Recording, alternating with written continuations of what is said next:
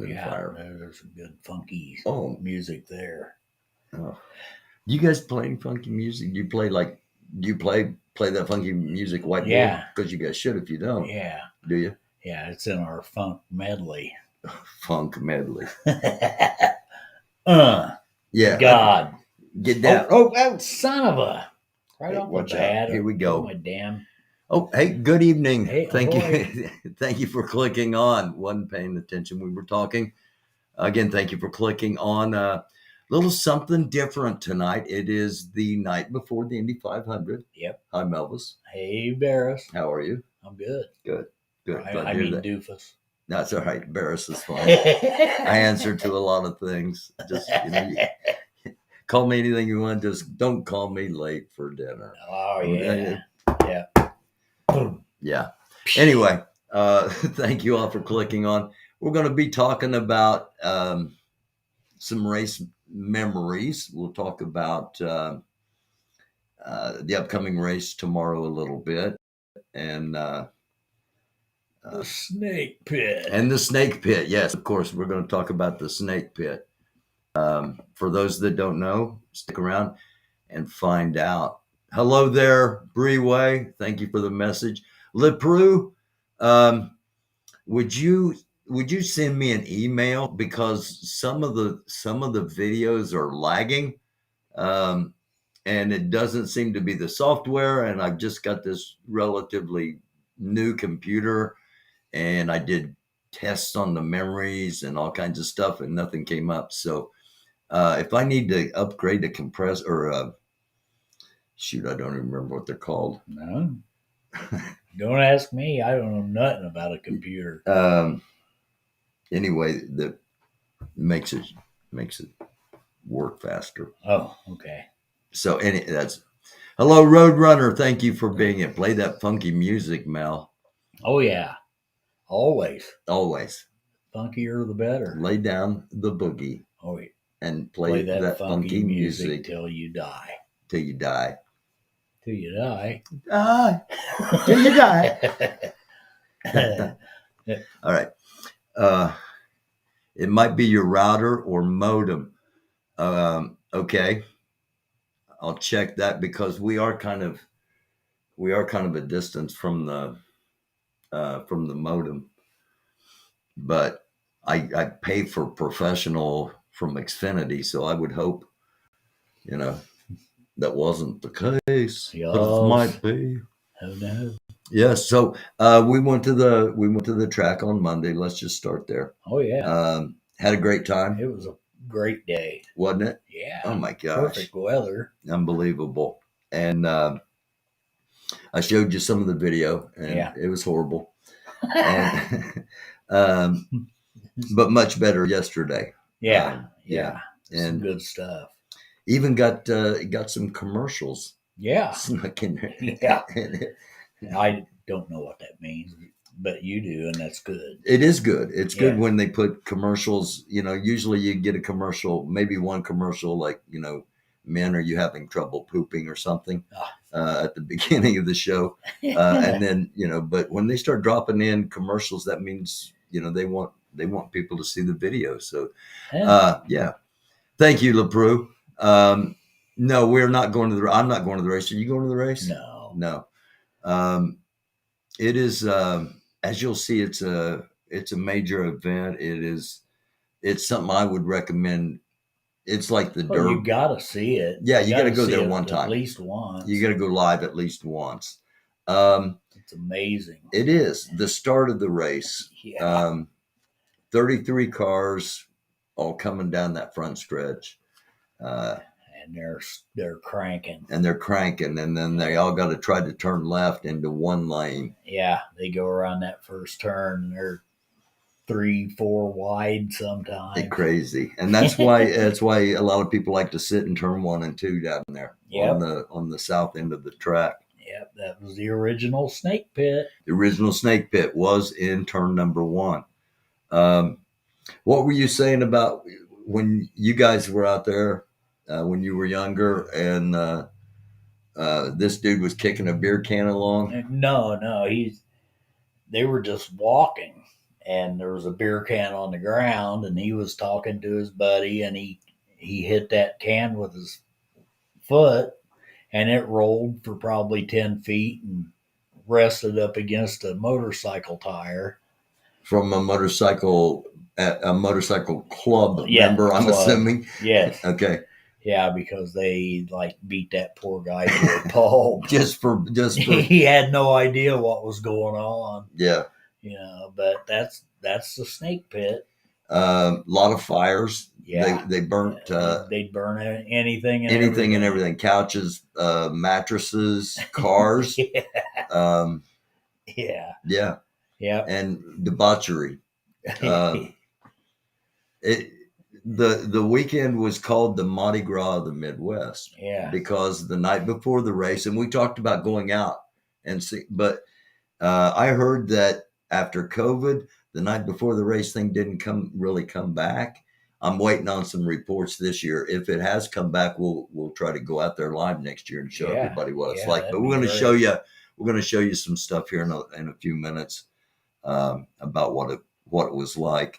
And turn one was originally the snake pit, and it was just you didn't take kids in there. Oh no way. Tried to avoid that area. Yeah. Unless you like that kind of stuff, and then you'd fit right in. Well, I need a good ass. That's how we know. That's how we know what happened in there was because we were in there. Yeah. I mean. Yeah. I haven't had my face punched out in a while. Let's. Uh-oh. Should I get my phone? No. Yeah, just pull it out and set it there, just in case. I'll be right back. Talk to him about Monday or something. Or real fast because I'm not good at talking. Okay. Ask Mel a couple questions real quick. I gotta go.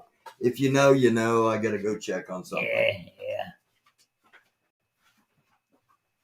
Yeah, the race was it's an awesome thing. You got to go see it at least once. It's just those cars are so fast, and they never let off the gas all the way around the track. Even in the corners, they have that thing flat out. I don't know how they keep it on the road, but just a couple of people walking across the street. Oh, okay. All good. Yeah. What were we talking about? About how fast those cars are. Oh my gosh. Yeah. You can't. I don't think you can truly appreciate it without actually being there. No, you have to see it. Because it's amazing. The technology of TV's caught up so much that you really can't.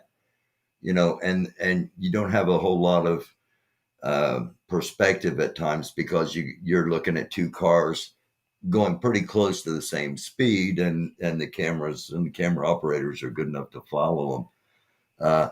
But if you just set it still and set the camera still and let them go by, you get an idea how fast they are. Oh yeah, it's really cool to watch them coming toward you and go by.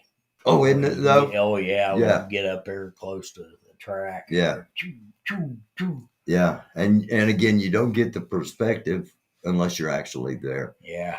And if you're coming from a distance, if you're going to be fly in the Thursday of the week before the race. So you're there for Fast Friday, the final practice before, and you're there for qualifications weekend. You're there for Monday's last practice. Then you've got Tuesday, Wednesday, and Thursday to see other things in and around Indianapolis. And there's plenty of stuff to see. Yeah. And then Friday, you've got Carb Day. Saturday, you've got Legends Day. There were 161 past drivers, former people that have driven in the Indy 500 before. How many? 161 of them were out there. Wow. I think 30, maybe it was 23. It was like 31 or 23. For some reason, I don't remember the exact number of former winners that were out there today. Wow. So today's a great day to see the drivers. And then of course you're there for the race tomorrow. And we've kind of shown on some videos the number of campers that are out across Georgetown. Yeah. And Georgetown Road that runs on the west edge of the speedway, it used to be open to traffic, and people drove up and down there even while the race was going on. But it was always closed down the night before the race for the mega party along Georgetown Road. Now it's permanently closed down. You can't drive down Georgetown Road at all. Wow. Yeah. To get to the Coke lot or anything, you got to come up. You got to go across 30th Street and then down Georgetown. Yeah. Jeez. Yeah. So it's changed a lot. Spinnaker says Alexander Rossi, Marcus Ericsson, and Pato O'Ward. All good choices. Much easier to keep track on the TV. Yeah. They're sitting way up high and they've got, we were sitting under them for a little bit there. Yeah. Somebody wants me to get the band together. Y'all need to get the band together and have a music night. Yeah. Actually, we kind of we found out right before we came on that we're a little step closer to actually getting the band together for a recording anyway. Oh yeah. And the band you're currently playing with and Larry's currently playing with. Yeah. Next time you guys play, I'll be there and I'll do a live stream. So I'll do a live stream from wherever you guys are at. Well, depending, there's a couple places I ain't gonna go. Yeah. St. Jude's where we're gonna play next. St. Jude's Benefit Festival. Yeah. For St. Jude's Hospital, for St. Jude's Children's Hospital. Yeah. Okay, I'll come down and do that. And it's at Ron Colley High School. Yeah. In Indianapolis, southwest side, I think. Yeah. Yeah. Okay. On June 2nd. June 2nd. All right. Yeah. I think I'll be there. Probably starts about 6. All right. I know we start early. Well, let me know ahead of time, and I'll come down and live stream it. And okay. Maybe they got online links where we can get money to St. Jude's Hospital. Hey, they might. Through the channel. That'd be cool. Yeah. All right. So there you go, Breeway. And we might be recording Project 19? No. We might. Yeah, I will be. I'll be recording Project 19. That's Mel's band, Project 19. Where can they find you on? You guys aren't on social media a lot, are you? Well, Facebook. You can go to Facebook. Project 19 Band. Okay. Or Project 19 Band, Central Indiana. Are there a lot of Project 19 bands? There's at least one. They're in New York, so you have to say Indiana, and we're the only ones in this region. So, I think if we do record the songs, that we should call ourselves the Aardvark All Stars. Sure. Because AA will get us at the top of the list or near the top of the list. What do you think? Sure. Aardvark All Stars. Yeah. The Sounds Varks, good to me. The Varks. The Varks. Hello. Hello. How are you? I don't know if anybody's the Ant and the Aardvark. Yeah. That was on the Pink Panther cartoon. Yes. Yeah, it was hilarious. Have to look up and see if there's a band called the Aardvarks. Yeah, I'm sure there is. I bet there was too, if there's not already. But we'll be the Aardvark All Stars. Yeah. And that way we get, an A. Unless somebody comes up and says, which one of you was an original Aardvark?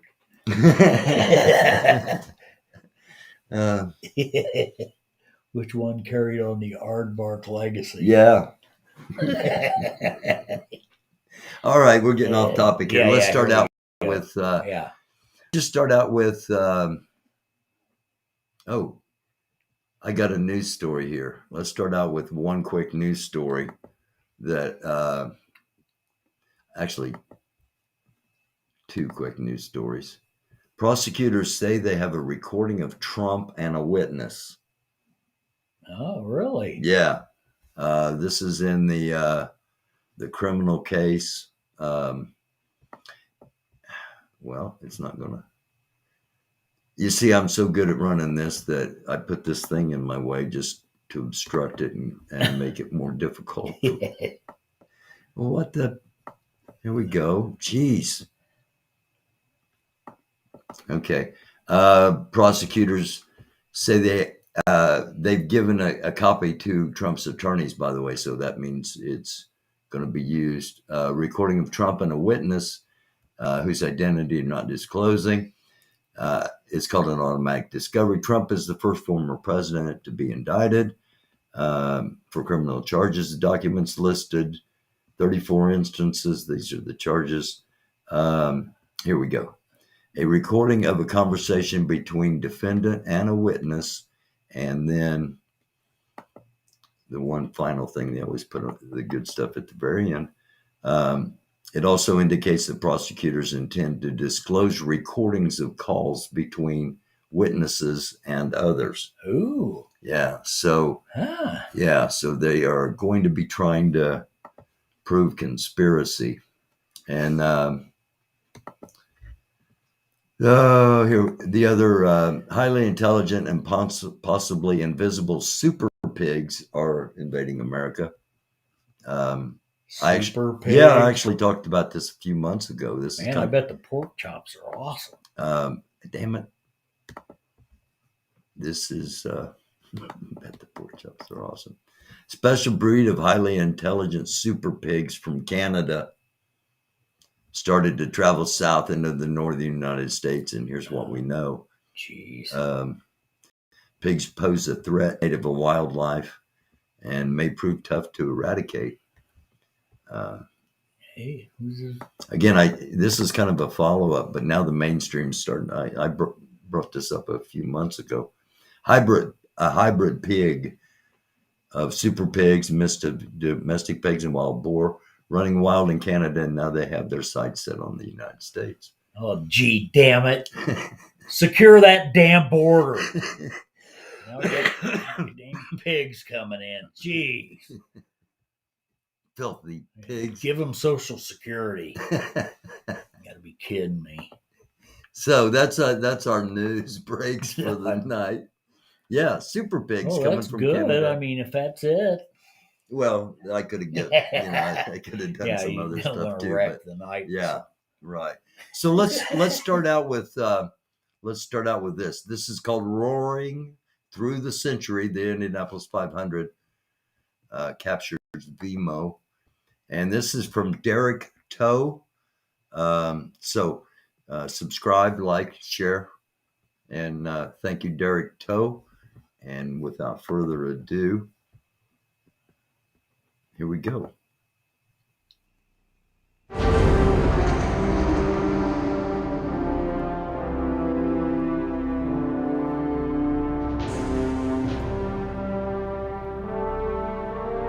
going to talk about cooler restrictions.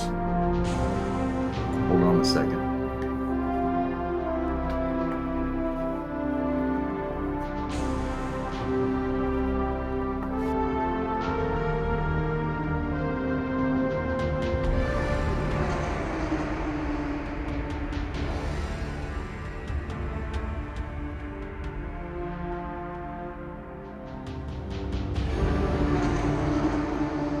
There's nothing like it in sports. Maybe there never has been since the Roman Games. Race day at the Indianapolis 500.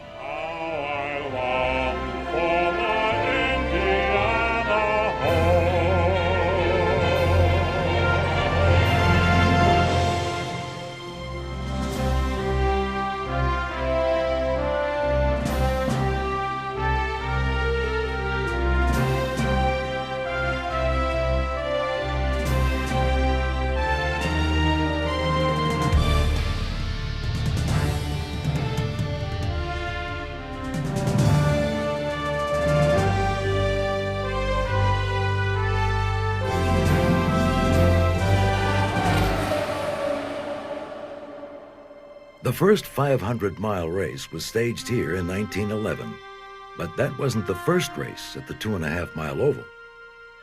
The honor is held by the National Championship balloon race 2 years earlier, followed by a motorcycle race and short auto races.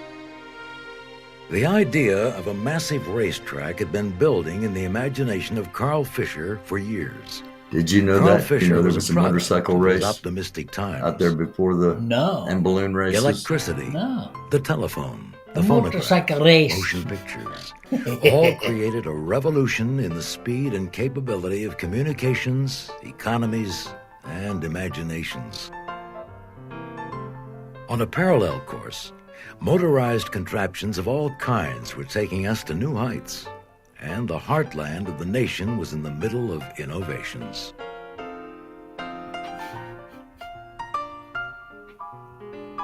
In Dayton, Ohio, the Wright brothers patiently worked out the mysteries of controlled and powered flight Yeah. by building designs to test theories, then rebuilding Schroeder and from retesting. On July 4th, 1894, 9 years before the Wright brothers' flight on Kill Devil Hill, and 2 years before Henry Ford put together his first motorized carriage, Elwood Haynes of Kokomo, Elwood. Indiana, Elwood. tested his Jake. new automobile by driving it down Pumpkinville Pike. and through the Pumpkinville streets of Pike. downtown Yeah. Where the Kokomo. fuck is Pumpkinville? 60 Kokomo. miles south in Oh. Indianapolis, Carl Fisher was involved in the pluck and daring of the times. By 1908, he was an established Oldsmobile dealer, real estate developer, Oldsmobile co-owner dealer. of Presto Light, It which would. made carbide headlamps for automobiles, and an extraordinary Yeah, entrepreneur automobile. and promoter. Yeah. 55. The man also loved racing. 77. Fisher had raced bicycles, hot air balloons, and powerboats. In later years, he literally sold swampland in Florida as the primary developer of Miami Beach. On a golden Did you autumn know day that? in 1908, No, Carl I Fisher didn't and either. Lem Trotter were Wow. driving home from a business trip in I Dayton, got Ohio, some swampland. when I'd a problem like to with sell Fisher's you. Stoddard Dayton touring car Somebody forced them made to stop for the billions fifth off of time. it. He did. Well, Yeah. Fisher they're was still furious. making billions off of He it. believed American cars weren't tested for quality like the European automobiles he'd seen at the Gordon Fucking Bennett Cup horns races up in there. France What's 3 the years deal? earlier. Uh-huh. Lem Trotter, who was Must be Fisher's like the advisor and original real estate horn broker, rims. Or challenged Fisher maybe to finally build the the racetrack piece he'd been broke, promoting. A place and where just stuck 'em American on his eyes. manufacturers You'd could think test if the their dude- cars under the most the grueling OptiGrab. conditions. So they moved Trotter They're found good the to proper site, grab. 320 Yeah, acres of does he level see? farmland northwest of Indianapolis. Nathan And Carl Johnson. Fisher Nathan Johnson. persuaded some of his influential friends to join in his next great adventure. You'd think if In the February dude 1909, sold the land Carl to build Fisher Miami, and three that industrialist he could partners afford to incorporated go and fly. Yeah. capitalized the Indianapolis Motor Speedway Glasses are with fucked up, you know that? $250,000. Carl Fisher was unique no matter how you look at him and no matter what Dr. part of Phil's his career brother. you look at. Dr. Jerry. Yeah. Because Carl Fisher, like many other people, Dr. could get Bill. ideas or dreams Dr. And he Phil was and able- Dr. Bill. to convince other people to follow him toward his dream. The Speedway's original plan was a 3-mile rectangle It's like him. with a twisting 2-mile course through the 3-mile infield for rectangle special with events. a 2-mile. Fisher wanted course the for track special completed for a events. 1909 It was a race. 3-mile then. P.T. Andrews, an engineer from New That was York, the original plan. convinced the board to Yeah. scale back their plans to make better use of the space. He proposed an oval of 2.5 miles, with each straightaway 5/8 of a mile in length, each turn 1/4 of a mile, and each short chute between turns 1/8 of a mile in length. The track was 50 feet wide on the straightaways and 60 feet on the turns, with a maximum turn bank of 9 degrees, 12 minutes. It would all fit neatly into a 1 mile by 1/2 mile piece of land and leave room for more grandstands. More importantly, the racetrack could be finished in time for races that year, and the investors could start getting a return on their money. Yes, that's the Workers most immediately important. began Yeah. grading and building. Most important thing is get the money In right. June of 1909, When's that money coming while in now? construction was still in progress. The national balloon races were held at the Speedway. 3,500 paid to I watch guess that from was the a Speedway spoiler grounds, alert. I don't know if they and talked about the 40,000 balloon watched races. for free outside the gates. The track was ready in August. The surface was made of crushed gravel covered by tar. Several motorcycle races were held, but most riders left before the races began because of the dangerous surface conditions. The following Monday, on August 19th, the first auto races on the track proved the danger. One driver, 2 riding mechanics, and 2 spectators were killed. Several drivers suffered broken goggles and eye injuries from Damn. flying gravel and a disintegrating track. The Yeah, you final don't want to race had on to be gravel. stopped early. No. The Yeah. whole enterprise was in jeopardy They have that without a one better dirt racing track surface. here in The Winchester, Speedway I think it investors is. decided to pave the track with Tony bricks, Stewart owns the most that. advanced Really? surface Yeah. of the day. Workers laid a brick track in 63 days, But it's, using more you know, than 3.2 the million dirt paving tracks, bricks they weighing wet 10 them pounds down each. and they get them. It was laid with a you know. precision that varied no more than 3/8 of an inch But for still, every it's 12 feet. dirty. The new least surface he earned the likes track the Tony. lasting nickname of the Brickyard. Because he donates The bricks were to not the fully zoo. paved over until yeah, he bought a 1961, and even cheetah today, or a something, 3-foot put a strip of cheetah original bricks encounter marks out the there or start-finish line of the He had Indianapolis Motor monkeys too, I Speedway. think. They said he was from Rushville, Indiana, and he got Beginning all on pissed May off about it 27, 'cause he didn't wanna- 1910, he was actually A from total of Columbus and 42 didn't wanna be automobile races identified were as held being on the from new Rushville, track during yeah. the 3-day period, Hey, with close only one enough. injury, a broken leg. In June, Ouch. Wilbur and Orville Wright showed up for Aviation Week at the track, and one of their planes set a new altitude record of 4,384 feet. Mavis. During that Mavis? same Yeah, week, somebody in the chat a is propeller Mavis. Oh, driven car oh, raced an okay. airplane for 2 laps, See, or okay. 5 miles. The Thank plane won, God. but Call only you by Mavis. 4 seconds. Hey,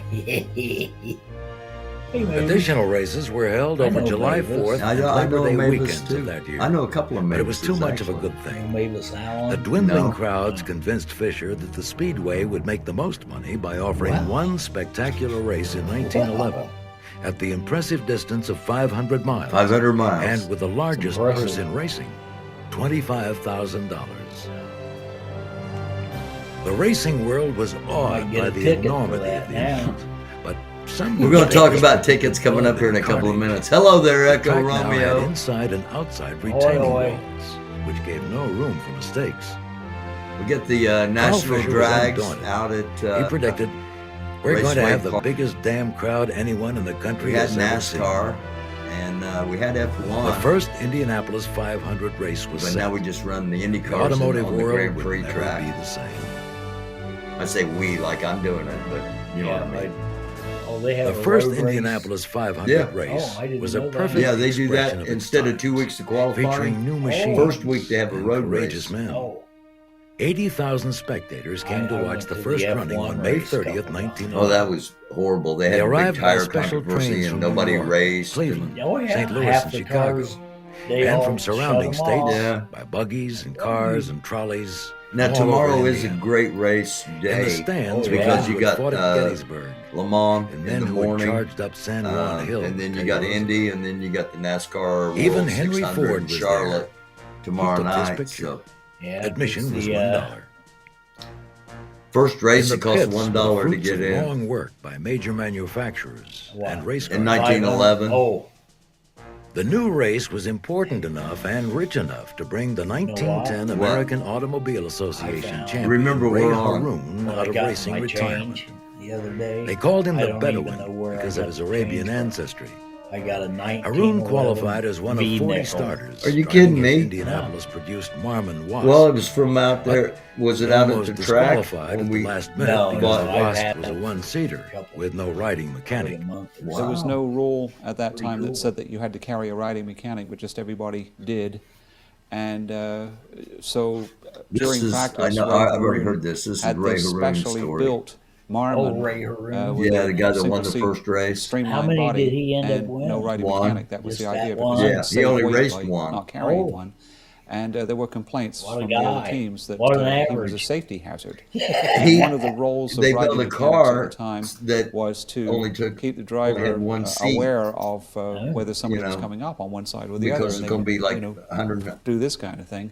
And so they What is complained this? that he was a safety hazard out there by What is himself. this? That's my So tip how I he got got from Greg around it was to go Allman. downtown and buy a Oh mirror. my gosh, I It was an remember 8 that. by 3-inch Yeah. mirror. Yeah, sitting there And next to he him at put the 4 bar, rods, and he went to sign his check. mounted them and above the the cowling, and then put the pen mirror was on laying top. right between the And two it of us, was and up he's like like, this, so "Where's he the could drive pen?" along and look up and see what was Right going there, on behind him, and dude. then sign Oh, most if it had been a everybody. snake, it'd have been It is me. believed that this That was the before first rear-view mirror before they used went on an to automobile do of the any concert. kind. He came in the bar for The 1911 race is believed to be the first beer. mass Well, rolling this, start the one race I'm with a talking lead about was car the night used they to were pace at the the field. Vogue. The pace car was driven And that I first ended up year like by Carl the Fisher. Joey Cripps went with him. Imagine the experience of And driving in I these don't early know what races. that is. The cars have wooden steering wheels and no real suspension. For What 500 is that? miles, I have no every idea. brake vibrates right through to the I got driver's it hands. changed. Many cars burn as much oil as gasoline, so there's slippery goo on you, on the car, and on the track. During the race, your riding mechanic Looks pumps like oil it. and gasoline, Yeah, that's watching what I for was gonna traffic say. and paying That's attention to the Taj gauges. The Yeah, a cars little are bit, top but- heavy. The mechanical brakes barely work. There are no seat belts. don't know And what on your they head got is a up. leather helmet Weird, isn't or it? cloth Yeah. cap. And then I got Yep. a 1960 You love it. dime, For the glory, all money. silver. and yes, for the adrenaline rush of speed. All silver. Yeah. Tires of the day were made of cotton cord under a thin coating of rubber. Have you They ever were hard, been at but the track vulnerable when to somebody quick wear and catastrophic blowouts?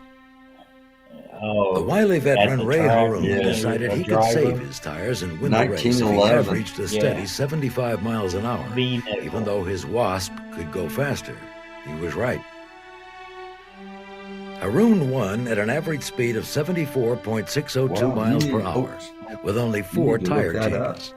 His Yeah, nearest it's competitor not in very needed good 14 shape. sets The of back, tires. Back is. but At the end of the race, front Haroon was so worn. exhausted he had to be lifted out of his cockpit. But, yeah, I don't think it's Then he anything retired from special. driving It again. is to me. This time Yeah. I think for it's pretty good. cool. Hey, it might be worth some The cash. first 500 had all the hallmarks of later races. 1911. Danger, drama, Yeah. technology, 100. controversy, and involvement by well- manufacturers from around the world.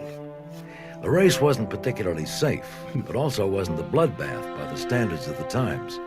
One riding mechanic was thrown Hey, from Lori his car and Arnold. killed. Another was Hi, thrown and Lori. injured. In all, there were 4 injuries and 1 death. She's laying down Some back here. by the controversy door was now. provided in 1911 by the idea that Ralph may have won the race, but was not credited with a lap due to the destruction caused by this rather incredible accident. Wow. We do hit a walnut. No. The first he had race dri- also one of the included riding international mechanics got drivers run of out the back and he hit him. The Italian Fiat was there, Sorry. along with the No, German he Benz. did. He hit him and killed From the him and then beginning, crashed into The the Indianapolis other Oh, car. 500 geez, was a I'm very sorry. American I institution. had no idea In case all you that know happened. Cars and drivers. Jeez. Ah. Yeah, I'm not going to run it back. The first Indianapolis 500 race began the transformation of the contest Happy into a birthday, mythic spectacle Casey. of international dimension. Casey, hey, Casey's one of our mods. The Happy birthday, 1912 Casey. race completed the process by providing a double purse Happy birthday. and a sympathetic hero. The greatest drama happened at the end of the race. On the 3rd lap, Ralph De Palma put his big Mercedes in the lead. Happy birthday. On lap 196, only 4 laps from the end, his engine threw a connecting rod. De Palma had a big lead and tried to nurse his Harlow car to the Hickenlooper. finish line on 3 cylinders and no oil. Captain But just Star. over 1 lap from the end, the engine finally Oh. froze. De Palma and his riding mechanic, Rupert Jeffkins, jumped out and began pushing the heavy car to the pits. As they came by the grandstand, thousands stood and cheered Yeah, you with a can't do roar that. that practically drowned out the race cars. You can't do that Game, now. brave competitor was giving it his best. They right say to a the end. Mercedes. Yeah. With Shakespeare, Greek And he tragedy, drove it and for, Don Quixote, like, all 3 or wrapped up 4 in the laps grease-smeared before person of Ralph. It De finally froze. It drove it without oil. But Cheers before didn't it win the finally race. froze up. And Second place runner Joe They Dawson pushed him streaked by in. them and took the checkered flag. De Palma came in 11th. Oh. After Dawson crossed That's the a hell finish of a long line, track to be Ralph pushing a Mulford big was running gas last car. among the surviving cars. I He will. knew he'd get Pushing no it money out of unless he 3 finished into all 200 4, laps, all the way down so he the was front willing to stretch. persevere through mechanical I problems, worked taking with a a guy record named 8 hours Paul. and 53 minutes to probably finish relevant. 10th at an Jesse average speed of Jesse DePalma. 56.29. Yeah, Ralph Jesse DePalma DePalma. to win the race in 1915. If you're joining us, But he it's was the always night before remembered the best race. for The that Indy 500 1912 tomorrow, finish. Le Mans tomorrow, and Years World later, 600 World War NASCAR, II but correspondent primarily and the Indy Hoosier Ernie 500. Pyle said, "I would rather be Ralph DePalma than president. I would rather win that race than anything in the world." I'd love to drive around it. The 1912 Speed. race was a resounding I don't know success. about that. New York papers were already Yeah, maybe calling not it the anymore. largest sporting At one event in time, America. but I got to be real. You know, I would still love In to. 1913, the I rules bet were A.J. Foyt changed to would attract too. entries from Europe. You It know, Who worked. was the 8 of guy the that 27 cars really, in this race were from Europe. back in the There were day, new was running grandstands like for this race and a new Japanese-style scoring pagoda. 235, Standing tall in the and infield then of the flat Indiana crashed land, on the parade the route. exotic pagoda seemed to Uh, emphasize the Guerrero. worldwide yeah, dimensions Pedro of the Guerrero or contest. Roberto Guerrero. Yeah. Peugeot sent a revolutionary Hey. car and the son of the Peugeot factory superintendent to drive it. When they said, "Oh, The we're engine going in too Jules fast." Gould's That car happens. set the ground rules for 75 Now years of just racing now and getting showcased features just Speed recently Takeover offered in passenger 30 cars. years ago. Yeah. It was a 4-cylinder Back in the screamer, 90s, double they were overhead going cams, and 237, 4 valves per cylinder. 239 It laps. had already almost won the French 140 Grand miles Prix an hour. Yeah. and set a world And record that's of before they had 106 the, miles per safety hour barrier. over 100 You miles know, that's back at when they Brooklands did in that England. cement wall. Race day was hot in 1913, That was, over 90 degrees. You know what? During an early I'm pit gonna stop, speed this up a Wu little began bit to here. drink iced champagne for future Experimental. stops to take the edge Yeah. off the heat.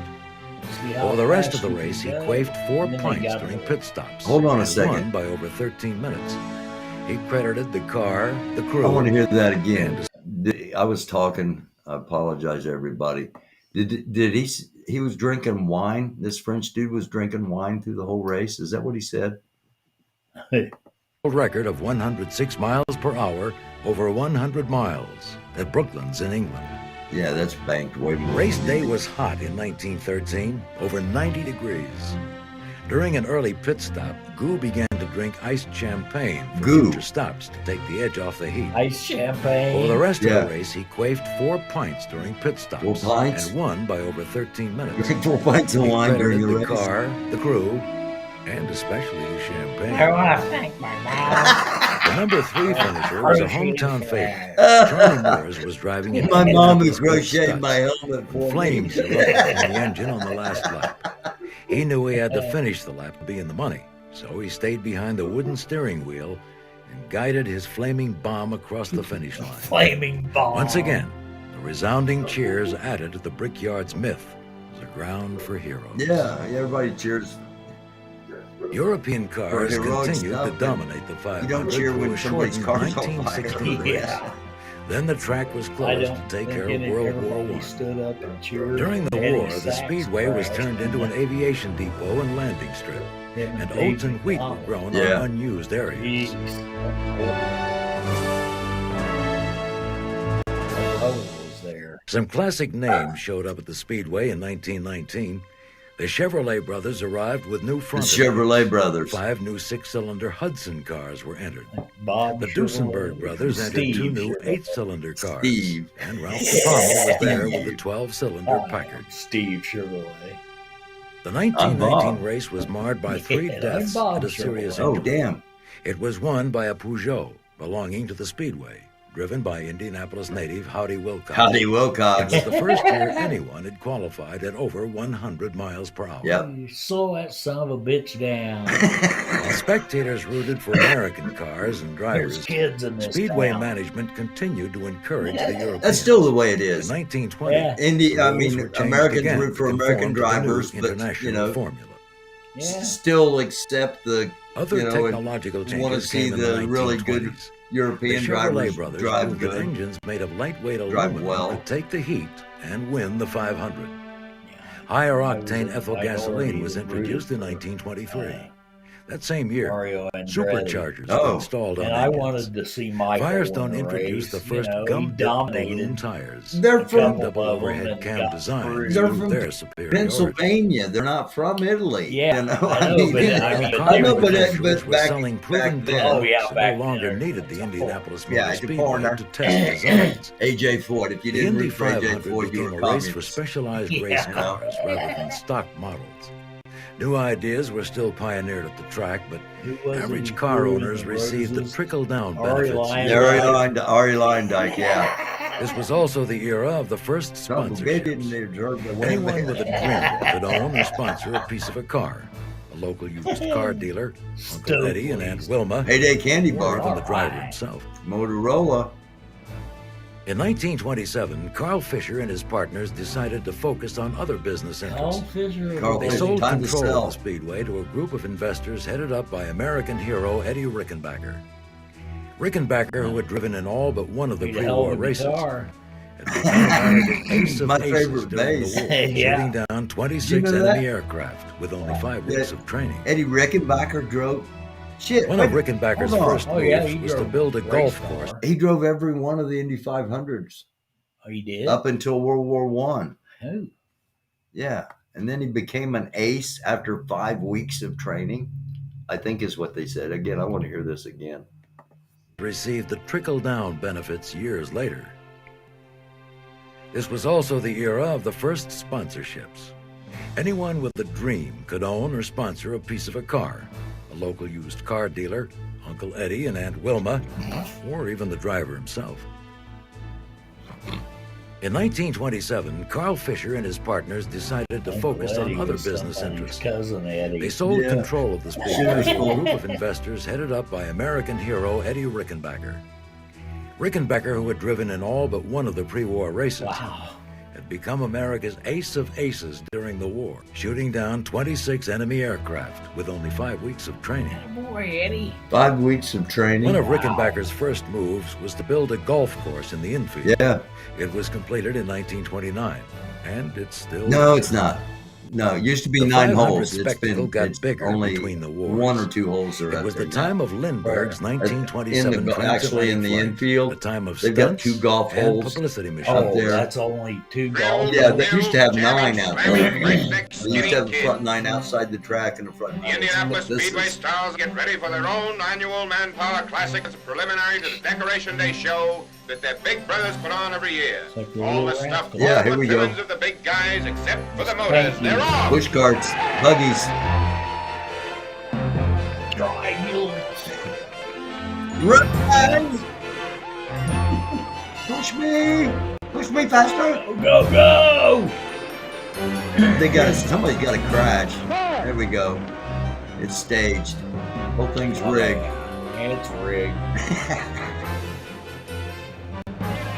Oh, there we go. We got a crash. There's the winner. I sound like my arch enemy. To the winner, the spoils. Nothing like a bottle of good 3-2 milk after a tough race. 3-2 How's it milk? taste, old-timer? Even the Depression couldn't What's put an end to 3-2 the milk? Indianapolis 500 What's race. 3-2 milk? While other racetracks folded, I don't know. the Indy I've never heard of 500 it. continued roaring along. During the 30s, by Is it allowing like people to 3-2 bring their beer? coolers That's or the first thing I thought of was when we'd go to Ohio Yeah. before, They before laid we a could drink here and foundation get where the 3-2 annual beer. race could remain Yeah. an event, an Yeah, at important, 18 for some you could people, a drink vital 3-2. social event in which they, for a reasonable sum, could come, could be there, and could share with the community not desperation or fear, but share the other side of the Depression, which is the hope of recovery and of something better in the future. Once again, the Speedway closed during the century's Second World War. This time, though, it was put to no useful purpose. Weeds overgrew the track, and Imagine how grandstands it were no looked longer At grand. that time we're seeing It was right in now compared to deplorable what we condition. saw. Rickenbacker Yeah. wanted Oh, to sell, pagoda. and in Yeah. 1945, Grown the up. dashing driver Wilbur Shaw found a willing buyer, Anton Holman Jr. Tony of Holman, Terre Haute. savior of the It Speedway. was going to take another dreamer to look at the 500, which was an abandoned, The pagoda they got out there now compared to that and thing. decide that this could be brought back to the glory 500. days. Its novelty had worn off. Here's There's Dr. Bill It again. was going to be very expensive Looks kind of like proposition Terry Bradshaw to too. rebuild Yeah.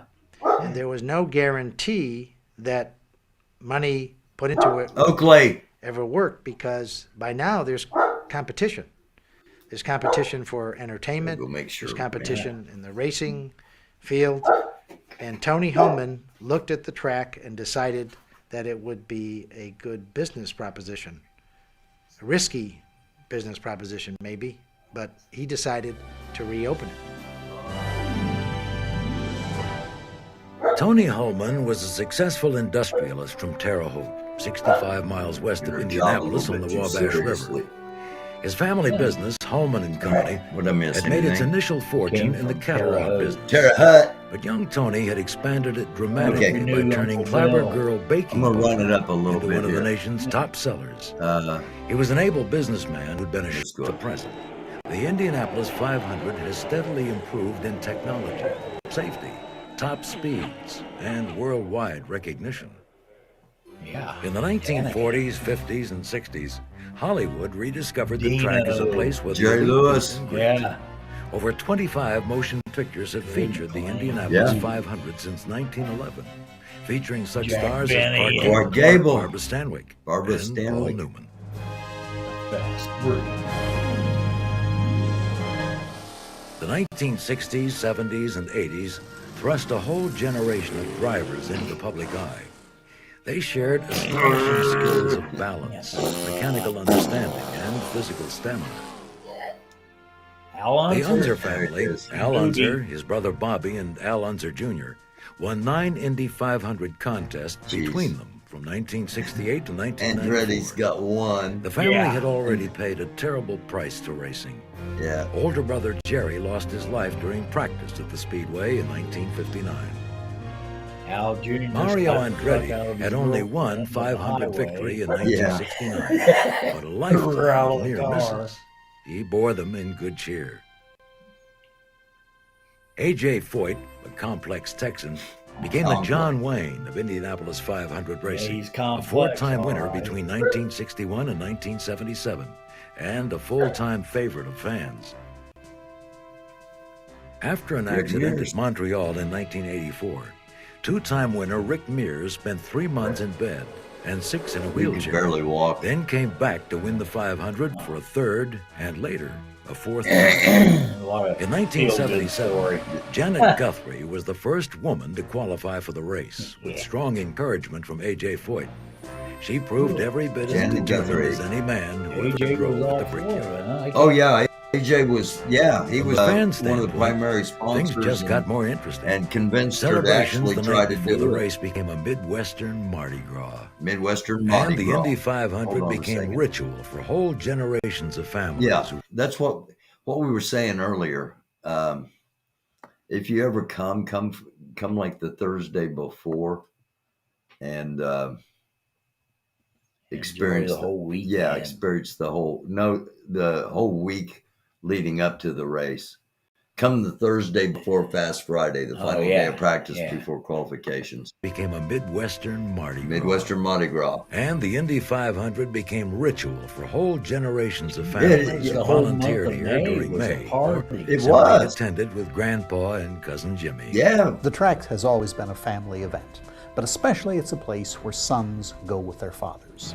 And it often Yeah, is I'd a say linkage between That generations. was the A case. I don't know father if that's who assembles necessarily the case anymore. automobiles or auto parts in So the much. factory, A lot and of a son families who out owns there. one of those Oh, yeah. wonderful erector sets, which is Dad! the dominant Dad. toy in America Back- in the middle I mean, the years first of time I the went, my dad century, took me. have something they can talk I was about 5 in years old, common. and I'll never forget And the it. track, I which in a went sense to, is erector set cars being run qualifications around, with is Dad something and where my father uncle. and son can bond Yeah. together. Yeah, it was Yeah, cool. we went to the first qualifications. We went to a bump In day. 1952, the Speedway organized And, a it was custom me radio and my network. cousins and my Today, uncles it and my reaches dad. the majority of the world's population. The ABC First added year live of the broadcast coverage in Turpin 1986. car. Oh, Andy There's Granatelli. always Yeah. something to cover at Indianapolis in Cornell May. Jones. Sometimes the events are tragic. Oh, Hemingway said, "There is beauty in danger when it is deliberately sought out." In the 1964 Yeah, race, Eddie Sachs cartwheeling lost and his the life in a guy Whoa! flailing. Oh no! Yeah. Sachs, a two-time pole winner, That was Eddie a favorite of Sachs. fans and That's Eddie drivers. Sachs. Yep. As a younger That was man, like Oh. the fourth Sachs had turn, worked in the Speedway's cafeteria just to be around and my drivers and brother cars. was clear down on the first When the death turn was on the reported to Sid outside. Collins, the voice of the He said all you 500 could on the see was International smoke. Radio Network, he gave an impromptu eulogy that could apply to many others who lost their Run up a lives little. here over the years. Miles to go, it blew a $6 ball bearing. Oh, this is the. Voight was Yeah, left to there's fly the- his car. Yeah, let ahead me to run the it back finish. here a little bit because this is the. Cornelly Jones, Uh, first turbine car. The yeah. dramatic 1912 finish with Ralph De Palma pushing his car across the finish line was just the first spectacular finish. In 1937, the 25th anniversary of the Indy 500, race leader Wilbur Shaw noticed his oil gauge near zero. There were 20 laps to go, and it was against the rules to add oil, but he had a 114-second lead. Doing quick mental calculations, Shaw figured he could slow about 6 seconds per lap and still win the race. The crowd noticed Ralph Hepburn's car creeping up on Shaw. With only 10 laps to go, Hepburn was within sight of Shaw on the back straightaway. The last lap, they were wheel to wheel, and the crowd That used to screamed be its close support. when they were on the same As lap. they zoomed Oh, cut yeah. the final Yeah. turn, Yeah. Oliver broke. That's one floored the bad big thing off about announcer the race and back took then. the checkered It'd flag get only boring in 2 the middle. seconds Somebody ahead be of ahead. Hepburn. You know, AJ It Foyt's was the got closest 12 laps race on the until field. 1982. Yeah, but Oh shit. yeah. In 1967, Andy Yeah. Granatelli Yeah. brought a turbine-powered Mario car to the is Speedway. slowing on AJ the Foyt commented that backstretch. He had that's not a lag race on car, the field. it's a damn airplane. The car whined ahead of the pack like a quiet zephyr, but with 8 miles to go, it blew a $6 ball bearing, and Yep. Foyt was left to fly his car ahead to the finish. Yeah. On the last Big turn, Mario though, again. he almost crashed into the pack. I had a funny feeling. I don't know why. I was up with that group of Just cars, and I leaving said, "Look, there's nobody car close to sitting me." there. I think I had a lap on the field. I just backed off. It's just like I knew something was going to happen, and because there was a group of cars I went behind. Yeah, sure. I come off before. Lucky I couldn't bastard. believe cars spinning every which way. I said, "Here, I've got to get that start-finish line." I'll never forget. I made a couple of zigzags, and I lost them in the smoke. And that, I knew I went between cars. I dropped it to second gear, and I said, "Whoever I hit, I'm gonna hit them hard enough that I drive them past the finish line." I did have that in my mind. In 1982, Gordon Johncock and Rick Mears battled to the closest finish in history. Only 16/100ths of a second separated winner Johncock Until that from point. challenger Mears. In 1985, Danny Sullivan spun his car and was still able to win. The incident triggered a great piece of driving by Mario Andretti, who was able to avoid Sullivan and eventually finished second in the race. Like it or not, auto racing is about speed and winning, plus the vicarious thrill spectators get by Mario got identifying with fucked winners. It's all right. Bobby Unser won. They said More something often than not, interesting. Passed on the pits or something. What the? He said something interesting there. Danny Sullivan spun his car and was still able to win. The incident triggered a great piece of driving by Mario Andretti, who was able He to was a avoid taxi Sullivan car and driver from eventually Louisville, finished second Kentucky. in the race. Sullivan. Yeah. Like it or not, auto racing is about speed and winning, plus the Listen vicarious to this. thrill spectators get by identifying with winners. The vicarious thrill spectators get by identifying with winners. More often than not, those that's why fantastic that plays over finishes into were made politics possible and all by kinds one or of shit. more of the brilliant You know? mechanical geniuses who That spiked psychological the history of the Speedway impact of every thinking generation. you're on the right side, I guess. People like Harry Miller, who designed the most Harry precise, Miller. elegant race cars of anyone, anytime, anywhere. Yeah, that's probably true. Miller pioneered aluminum pistons and blocks, intercooled superchargers, unusual carburetors, and streamlined designs. Peanuts.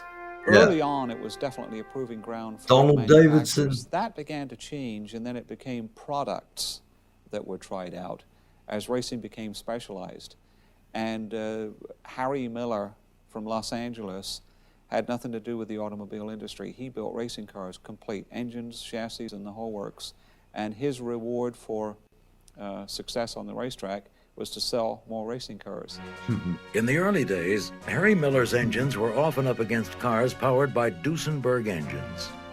The Duesenberg consumer cars were of such high quality that their name became synonymous with elegant perfection. Yeah.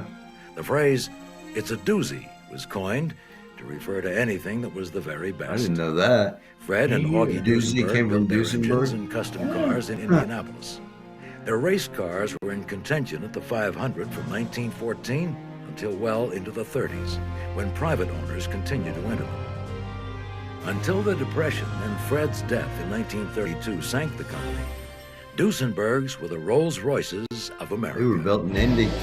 Yeah. Indy's merchants of Were speed built have in given the Indy. world improved aerodynamics, fuel injection, radial tires, breakaway body parts that protect the drivers, better suspension, and computerized ways to extract the last gasp of energy from explosions of fuel and air. I don't think you could say that anything Those was people invented that we at the play Speedway, or if it usually wasn't for the Halloween Speedway, or if for it out wasn't there for on racing, 700 this wouldn't have West. happened. Oh, that yeah. wouldn't happen. But there was a lot of things that were Yeah. perfected. No doubt, They had tires, a, spark plugs, shock absorbers, A buggy. four-wheel strong brakes, buggy, the low, and it was wide-profile tire later all on, original, but all the way through the and 20s, made 30s, by 40s, 50s. Studebaker. Wow. There was a I lot mean, of it things had that were factored the into leather this car. seats. It was all. Mhm. Through the years, the Indy Yeah, I 500 think they races seemed started in designs that were deemed stagecoaches crazy. Yeah. Some buggies proved to and- be crazy And they like a always fox. take it to The first somewhere rear-engine car up appeared at the north of where Speedway the in 1937, where but they it Museum. took made until the that. mid-1960s until rear-engine Studebaker cars became the plant standard or at the Brickyard. somewhere. On the theory that two is better than one, the 1946 Fajoule twin-coach entry driven by Fajoule. Paul Russo sported two midget Offenhauser engines, one in the front of the driver and one behind. Wow. Russo ran well enough to qualify the car in the middle of the front row that year. In 1964, Smokey Yunick entered the Damn, look at Porsche this. Special, a car where the driver sat in an Exhaust like right. a sidecar. No The way. car didn't make the race, which was probably good since the sidecar offered no protection in a crash. Dude. Many people are surprised to learn that a race car powered yeah. by a Cummins diesel engine not only made the race in 1931, Didn't even have to but make a completed the pit stop. 200 laps in 13th place without a single pit stop. Wow. Several other Cummins diesels made the race over the years, That's with pretty Freddie good. Agabation surprising 500 the entire miles field by on winning the tires pole in and 1952. no fuel. It was Yeah. equipped with the first Wasn't fast turbocharger enough. ever seen at the Yeah, Speedway. but still. Yeah, tribute to the EMS people. In the early decades, racing cars were inherently a dangerous endeavor. Yeah, they still The are, but Indianapolis just 500 not as much. was no exception. In 1927, Norm Batten added to the legend of brickyard heroism when his Miller caught fire on the main straightaway. Jeez. He stood on the back of the car and steered Look it at through this. the pits until it was clear of And then bystanders, jumped off. Then jumped free. Did you see that? Yeah. Safety has Crazy. improved Oh. dramatically at the Oh. Indianapolis 500 That since the Disney. 1911 race. Some of Yeah, the I remember innovations, it like was. seat belts, have found their way into He consumer lived, cars. though.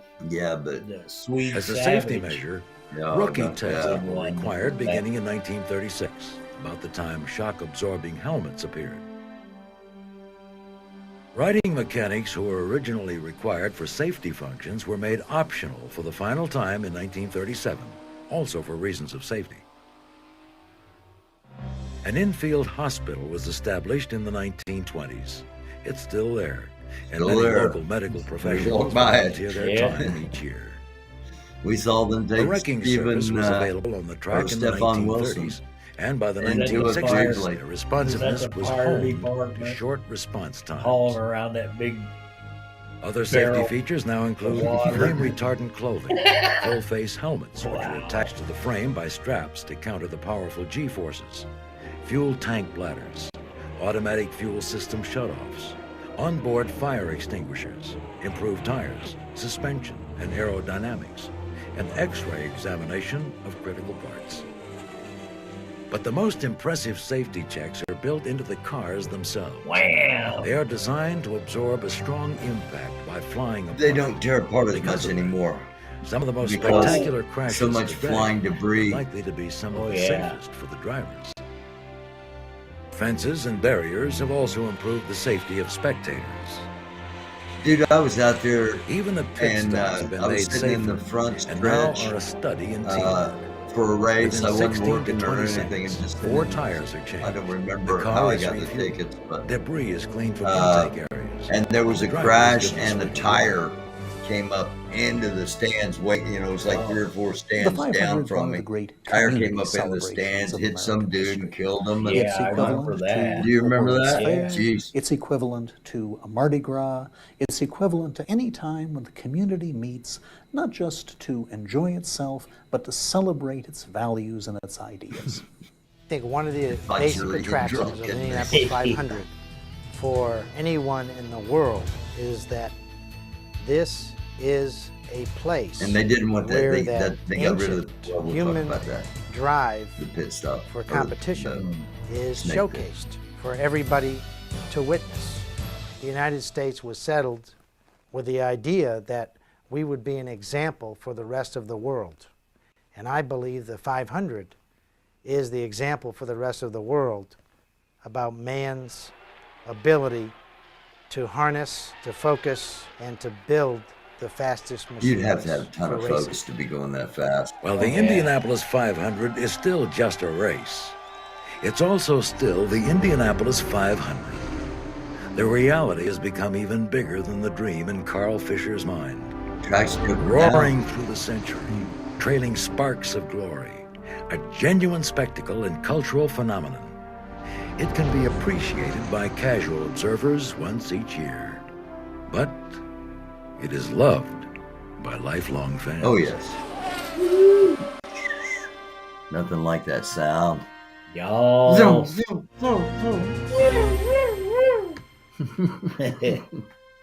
All right, we are going to.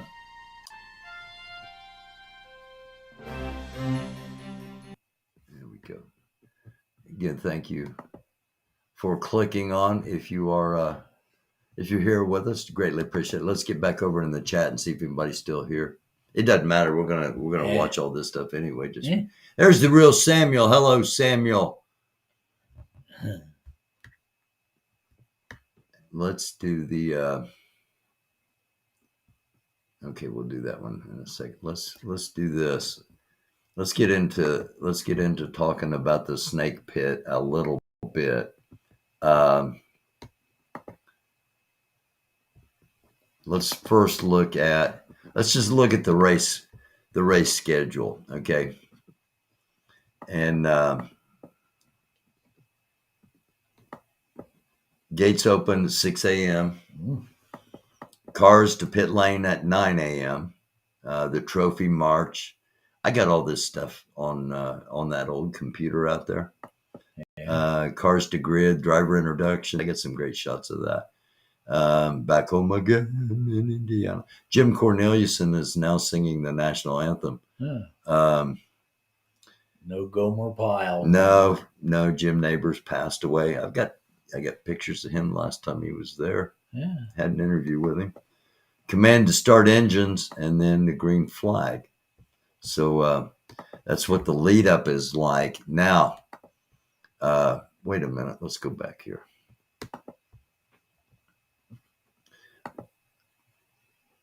Where are we at? Am I on? Oh, hang on. I'm not anywhere. I clicked. I closed that page. I didn't want to do that. We're back here. Jeez. Let's look at snake pit tickets. All right. Ticket. Everybody wants to get their brains beat out this weekend. Come on down. 5 EDM music superstars, one epic concert. All snake pit attendees must also hold a valid Indy 500 race day ticket. So you got to buy a ticket to get into the race. Then you got to buy a separate ticket to get into the snake pit. And snake pit wristbands, if buying a snake pit wristband, get digital delivery not available. Oh, you cannot get in with just the wrist thing. So general admission is $125 day before the race, $130 day of the race. Yeah, save $5. You know, and then the VIP is $275. Is that you can be the punching bag? And or you can just get a general admission wristband for $80. But you still have to have a valid Indy 500 ticket. At least now when you go, you have to go in there on purpose.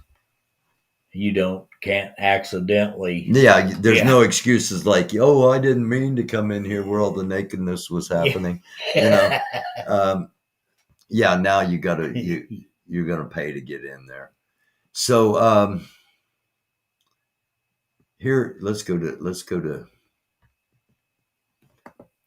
Dave the King Wilson, long time. Oh, hang on. The night before the 500 in the 60s and 70s really made Sodom and Gomorrah look like a retirement community. The night before. The night before, which we're in the night before right now. If it was in the 60s and 70s, it would be just absolute mayhem behind the track right now. Because it was 3 weeks building up to this. Yeah. And everybody's got to get up at 5 o'clock in the morning at least, because the gates at the track open at 6. Yeah. And everybody's staying out there all night, of course. And and they've been drinking probably a lot of the day and doing other things. Yeah, all night. Yeah. Oh, crap. They'll never remember the race.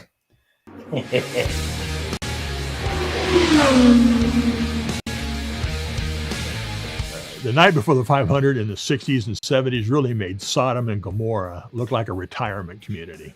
I mean, Georgetown Road, the Coke Lot, oh my gosh. The snake pit, the stories of the old snake pit. I remember seeing packs of Indiana State Troopers in packs of 15 to 20 walking, trying to regain some sort of semblance of humanity. No, they weren't doing that. They were just making sure that nobody was killing each other. Throwing girls up on blankets and drinking and motorcycles and setting cars on fire and setting sofas on fire. And it was just unbelievable. How more people didn't get killed in there every year, I have no idea. But that was a lot of people's introduction to the Indianapolis 500 was, as you're a young kid going in there and you party, and who won what? There's a race, and then all of a sudden it's like, oh, look at that, and then next year, and then wow, look, hey, who, what, Herdebees? Well, I better get out. So then all of a sudden you buy it. So that was your introduction. Now you're buying tickets, and then your girlfriend, now your wife. All of a sudden your kids, you're introducing them. It just grew. That's how a lot of people were introduced to it. You can't do that. Yeah. Okay, I thought that might be a little bit more there, but that was Dave the King Wilson. This is History of the Snake Pit from Channel 8. Oh. Here in Indianapolis. WISH TV. Mike Ahern, you remember Mike Ahern? Oh, yeah. Stan Wood. Stan the weatherman. Stan the weatherman. Miles of Indy 500, it isn't just about the race, but the party that comes with it. Nearly 50 years ago, a group of fans started what's known as the Snake Pit. Tonight is filled with a concert. 24-hour News 8's Nick Notario caught up with the original partiers to find out what it was like. Hey, Nick. They come talk to us? Hi, Julie. If you go to IMS's website, it describes. This says the best way to describe the original snake pit is to not describe exactly what happened there, from streaking, booze, and brawls. There was a lot that took place here in Turn 1, a celebration some people still wish was happening. Streaking. People crammed, drinking and dancing are all a part of IMS's infield party. To a certain group, this is nothing. The snake pit is now what they call turn 3. Turn 3 is the snake that's pit. not the snake pit. That's But just it's a cheap imitation. It's a generic version of the real thing. Meet Tater, the twin, El Dorado, the photographer, the cook, the nut, and their leader. The gut of the snake pit. This group may look tame, but don't let that fool you. A trick perfected years ago, as this group was a part of the original IMS snake pit in the mid-1970s. I mean, you know, we had a thing. It was a special thing to us down there. For nearly 30 years, when tires hit the track, they made their way inside. We didn't do anything else the rest of the year, but when May came, I mean, it was all we could do to get there. A place this group would share food, drinks, and laughs. People put a $1 bill or a $5 bill on a string on a fishing pole. Throw it out there. You be walking by and you look down, you see that money, and all of a sudden you reach down to pick it up and they jerk it back. Chase that $1 bill. Attitudes changed 20 years ago, giving the Speedway a new look and earning this group a new nickname. This was the beginning of the Riff Raff Social Club. IMS altered and relocated the snake pit. Used to be you go in the morning, you could find the grill that you left there last night with the hamburger still burning on it. But now those days are only found in photo albums. There's a mud puddle. The tattoos may have a little bit more wrinkles on the Riff Raff, but if these signs were still in turn 1, they wouldn't be here sharing memories on a front porch. Yeah, we'd be over in our rocking chairs. 7 o'clock this morning. Yeah, we might be. wearing our support stockings and sipping on Jared Spike cocktails. Parked, potted, and partied in it. Lock people in the They trunk. surely did a lot of fun stuff. As for this year's pit, well, it's going to start tomorrow morning. The snake pit's going to start tomorrow morning at 7. Of course, it takes place while the Indy 500 is running. There are a number of artists performing, including Zed, and it's even hosted by wrestling legend Ric Flair. And Julian, I don't know if these will do in the snake pit. Yeah. I don't. Maybe I'm going to try and bring back some of the glory days. Be styling and profiling. Looks like a great time you're out a there. chud. We Have want a fun, buddy. handsome Well, what's- Johnny Star. Handsome Johnny Star. $2 a month. All right. Okay, this is one that this is one I have not seen, and this is it's called they've only got 12 subscribers. This is called Our First Indy 500 Camping in the Coke Lot, Snake Pit, and a Wreck. Ooh. By Allie and RJ. So, did you ever camp out there? No.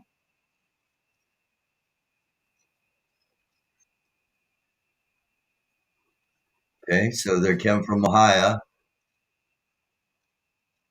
And they come from Illinois.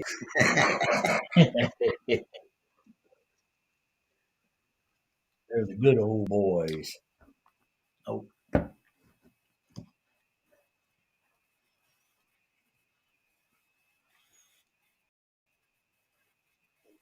You are. That's your spot. You got to make your spot work. Yeah.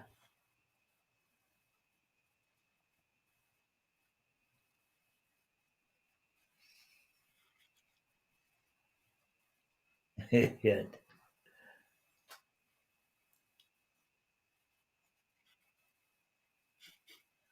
If we got a buzz. Park next to the drainage ditch.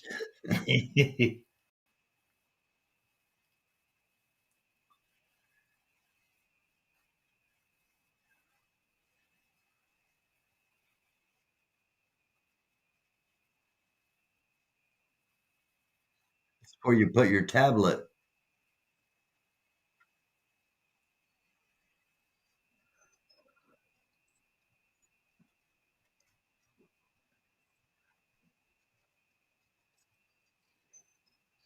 I still got a big ass tent.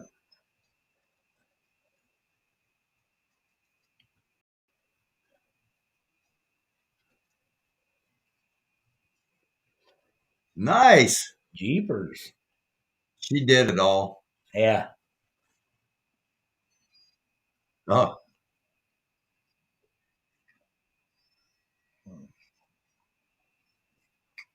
Yeah.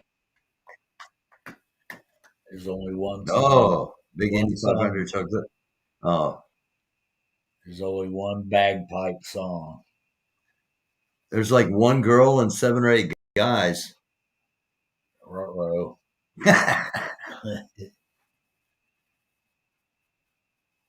Cubbies.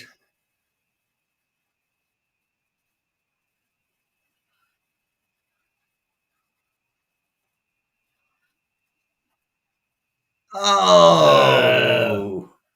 Hey, y'all, watch this. Yeah. Ow. Grub everything off in the gravel. Oh, there you go. Yeah, that's better.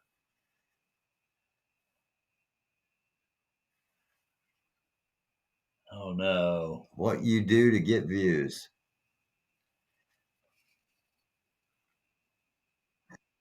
Yeah, you guys pushing that. Oh, they brought a barber chair. Fall down, dude. Yeah. Blue crew.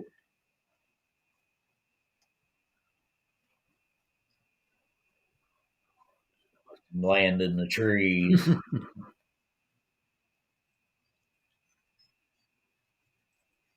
Oh, gee, don't have too much fun there. Not too in the morning.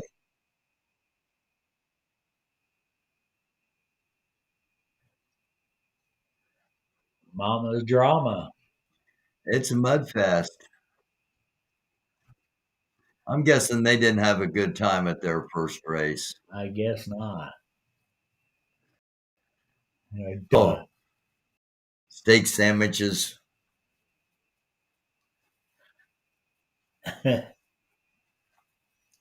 325,000.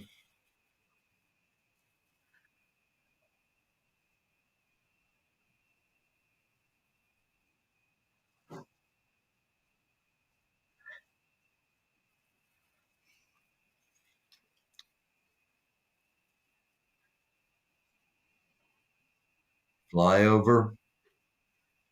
Yeah, helicopters. Wow. Okay, I'm guessing they're going to be in the snake. They're going to be in the current snake pit, so we'll get an idea what it's like. There we go. Yeah. A warthog.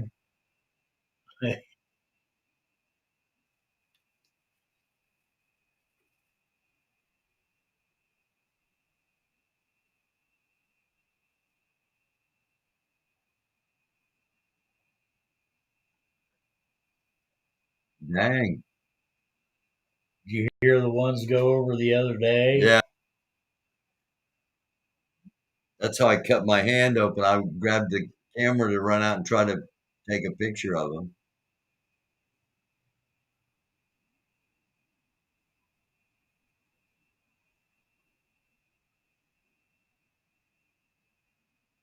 It was loud. There's the balloons. Yeah. Almost time for the start your engines. Is that pacer collars? Blue and gold. Oh.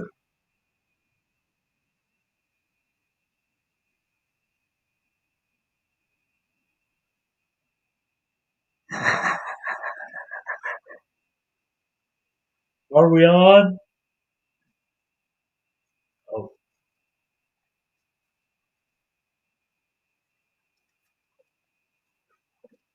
Oh. Oh. Yeah. Jeez. And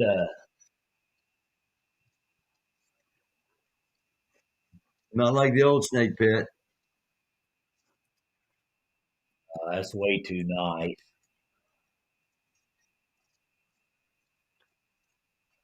There's no mud. No naked chicks. No naked chicks. Naked dudes. Nobody getting the living hell beat out. Nobody getting beat up. Wow. They need to rename it. Okay, she's drinking Coors Light because it's the Coors Light snake pit. You got to. They need to change to the like the inchworm pit or the nightcrawler pit. Instead of the snake? Yeah. You could get lost in there. Lots more tame than it used to. Yeah.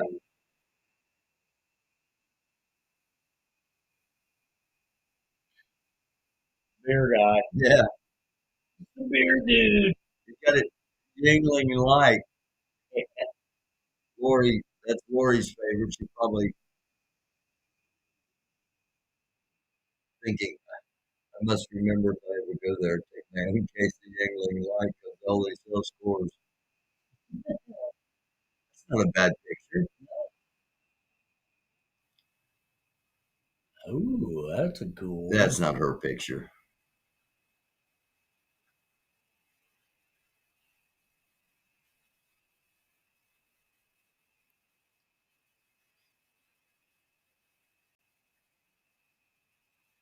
Ooh.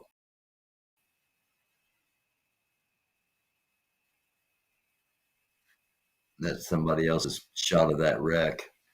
But it's cool. Which wreck was that? It was the one about halfway through. What was this, 2019? Oh. When was this?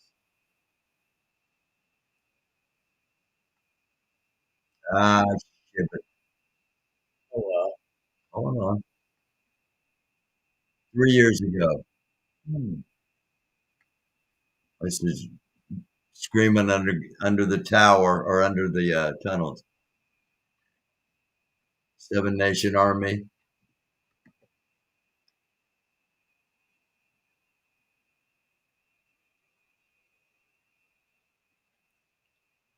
All right, thank you, ladies. That wasn't what I was anticipating. Yeah. Did we even watch that? What? I don't think I even had that on. Ooh. Oh, wait a minute. I thought we were watching it, but what is playing? Oh, okay. 10 things you didn't know about the Indy 500. I didn't know that. Yeah, I don't think I played that. Oh, well.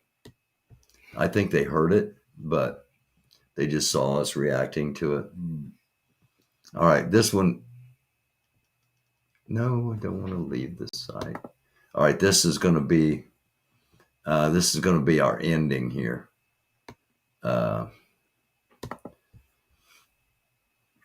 Hey, is that Jim Hurtubise? It is Jim Hurtubise. Oh, yeah. Yes, it's got the Jim Hurtubise story in it. It's great. Where he had to build a case of. Oh yeah, it talks about it. The engine. It's coming up. And then got arrested for it. Yeah. Was he held up the qualifications? Yeah. Knowing that they wouldn't get to the front before the gun went off. Oh, come on. When now, the gun went off, the car was about fifth. Oh. Okay, this is 50 minutes long. I don't know if we'll see the whole thing or not, but okay, we are at full screen and we're full volume, and of course that would pop up. Indianapolis Motor Speedway. I'm going to take us off of the screen and off mic for a few minutes while this starts. Some drivers If are here anybody's because still of their watching. heritage. Others come back each year trying to win the race that their father never could. All have dreams and hopes. And today is their last chance to put themselves in chosen 33 that will compete in the greatest race in the world.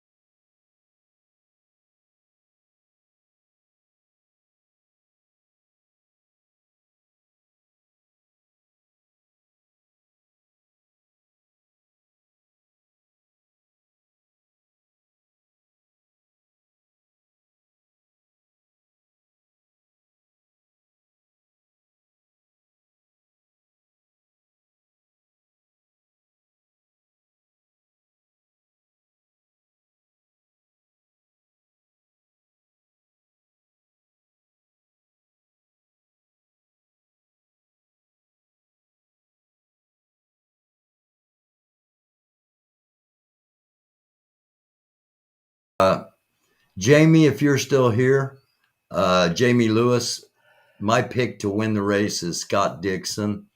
I've bet $5 on 6 different drivers that I've got listed up there, including Marco Andretti, my long shot. Andretti, if Andretti would happen to win, it would pay $250 for a $5 bet. So come on, Marco. And the track kind of owes the Andrettis. Yeah. You know, like we've said in here. No kid. The Unsers had, 9? Yeah. 9 total Indianapolis 500 between all the Unsers and all the Andrettis. And they've just got the 1969 Mario win because Michael never won. No. I worked for Data Speed and worked scoring and timing for Michael when he drove the Craco, the Craco sponsored car. What's that? Ambulance going on or sirens going on outside. All right. So, that's my, I bet $5 on each one of these, but my pick to win is Scott Dixon. And if I double down or put any more into it, it would be betting on Scott Dixon. I haven't checked the odds since Marco might have went up, but I'm not going to put any more. Mel's fan page, you got to follow. Oh, cool. They gave you a follow. Breeway did. Thank you. Yes. All right. We're going to let you get back to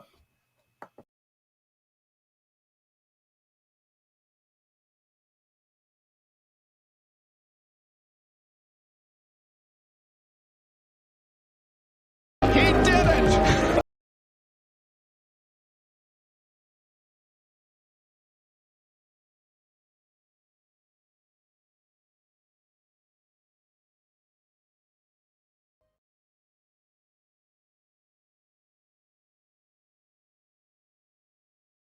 Bob Scott comes back to the Speedway in '54, and he's got a Roadster, a 1-year-old Curtis Roadster, the Travel-On Trailer Special that Jim Rathman had driven the year before. It was supposed to be for Troy Ruttman. So anyway, Bob Scott goes ahead and qualifies at a speed that he thought, the crew, everybody thought would be safe enough, and it ended up that he got bumped. So he's out of the field, but he had been working on the last day with the Ray Brady Special. There were 2 of them, and they'd been around quite a while. I mean, some stories say, it was the oldest car in the history of the race, which is baloney, but I think it might have been about 4 years old, and it was 4 or 5 years old, and it was basically a dirt car, and a little bit of a slug compared with the others, and it wasn't a low-slung, low center of gravity type car. So he's out there and getting good speed. So they put him in line to qualify, and it was probably about 25 to 6, 20 to 6 or something, and there's a long line, and he goes out, and he's making it fast enough to qualify. He comes down, takes the white flag, and was running well fast enough to qualify, and then they wait, and then they hear he's slowing down. And he comes into the pits. And the poor fellow, what had happened was, with all of the encouragement from the other people, Bob Swikert actually blamed himself for this. He was standing on the wall, and he was sort of doing the victory salute and like waving a handkerchief above his head or something like that, just jubilant. And Bob Scott mistook that for the fact that he'd finished the run. I mean, you're not counting the laps while you're out there. And so the shadows were coming across, and he just saw the guy waving the flag and didn't realize it was the white. So he came in too late to go out again.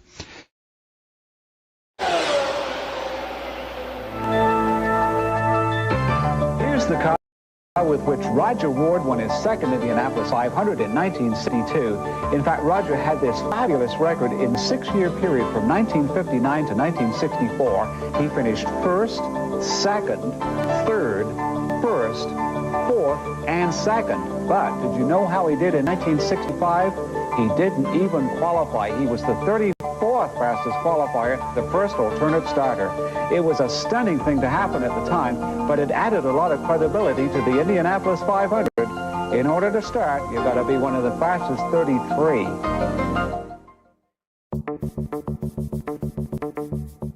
The final spot, however, was still in doubt. Rick Muther had qualified 33rd, but any car that could go faster than he had in the remaining time would bump him from the field. And late in the day, one went out to try to do it.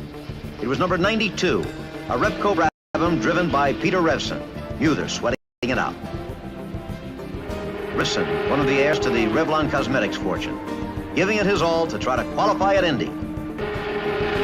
When a checkered flag went out, there was no question, Muther knew it. He had been bumped. Revson into the pits, the dream of a young driver's lifetime. He had qualified to race in the Indianapolis 500. A happy young man.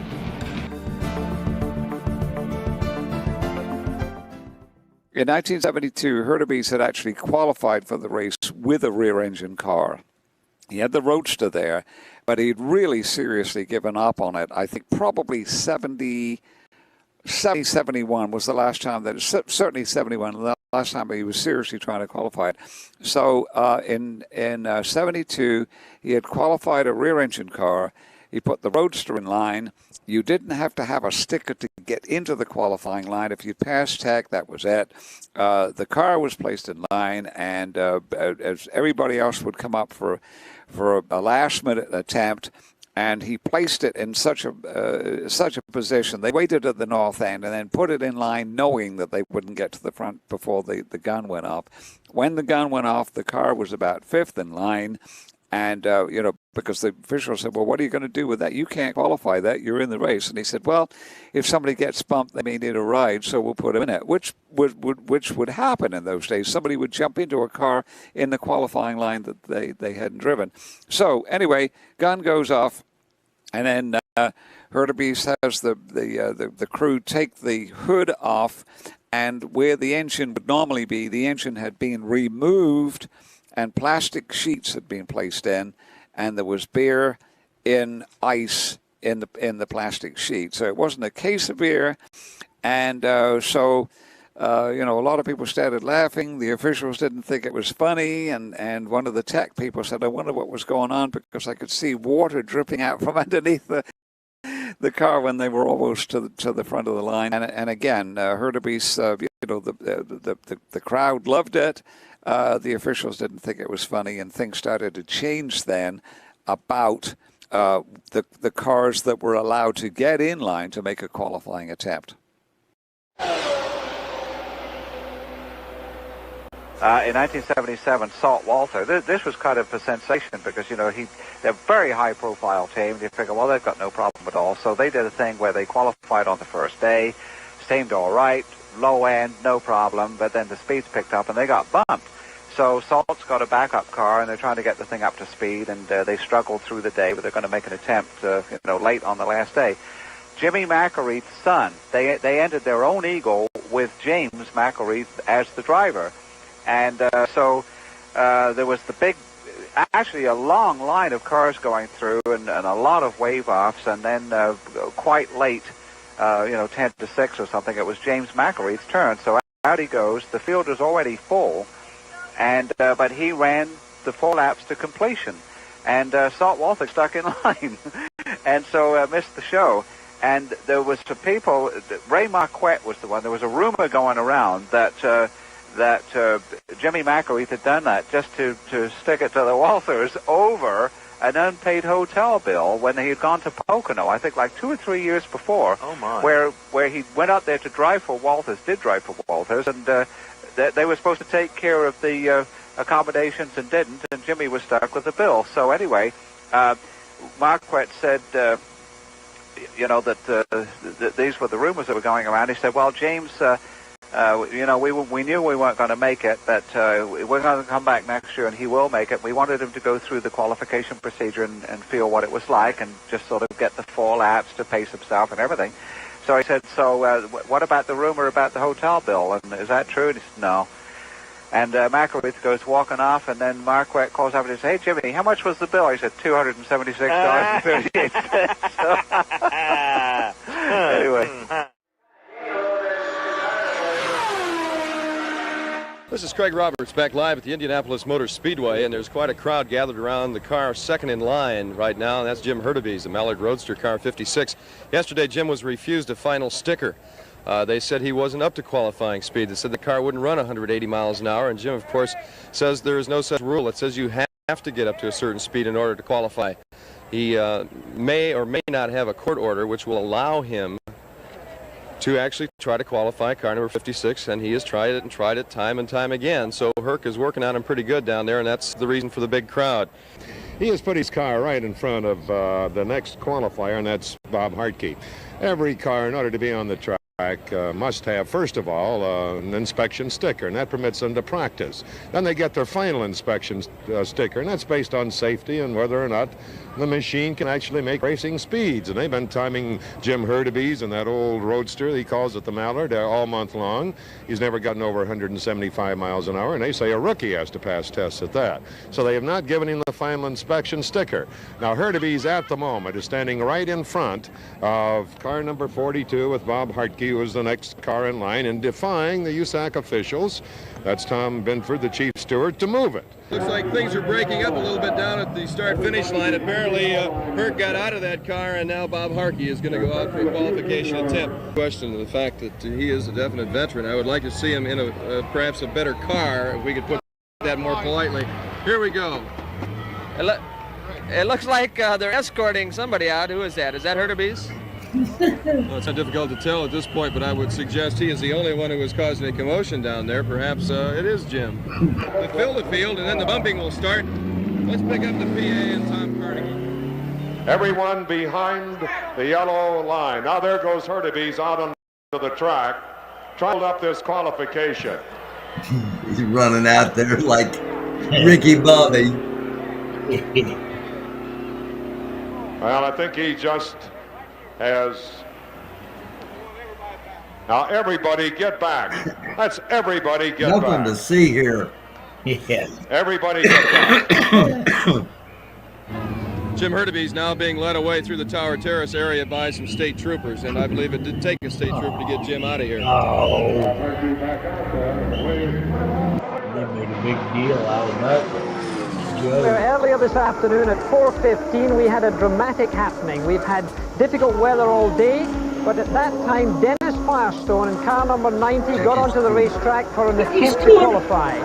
Rain clouds were certainly threatening as he went round on this, the third lap of his qualifying attempt. The clouds were really beginning to, and you can see how close he was to the wall there as he came out of turn 1 through turn 2 at this time and getting onto the backstretch. Now, the rain clouds were really threatening. He could obviously see that from his driving position, and remember, these cars have got slick tires, there's no drainage for the wet weather, and he goes in now to turn 3 where spots of rain apparently were already hitting the car.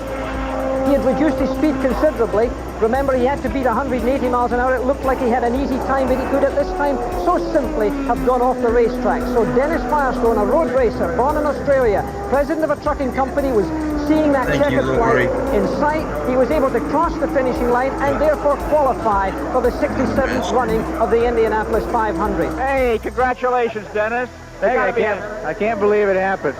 You had a big slowdown on the last lap, obviously because of the rain. It started pouring on me down the back straightaway and going into turn 3. I said, oh my God, I got to get through this lap somehow. What were those last corners like? Oh, those last corners are real slippery. Well, did you know it was going to rain when you went out? Oh, it looked like it was pretty clear it was going to happen. We just didn't know when. We talked about the qualifying of Johnny Rutherford trying to get into his 20th Indy 500. This year in his Chevy-powered 84 March, which A.J. Foyt had entered, Johnny tried 3 times but couldn't get the car qualified. So then A.J. and Jim Gilmore bought Al Unser Jr.'s backup car at 2 o'clock yesterday afternoon, and believe it or not, at 10 minutes to 6, Johnny was on the track.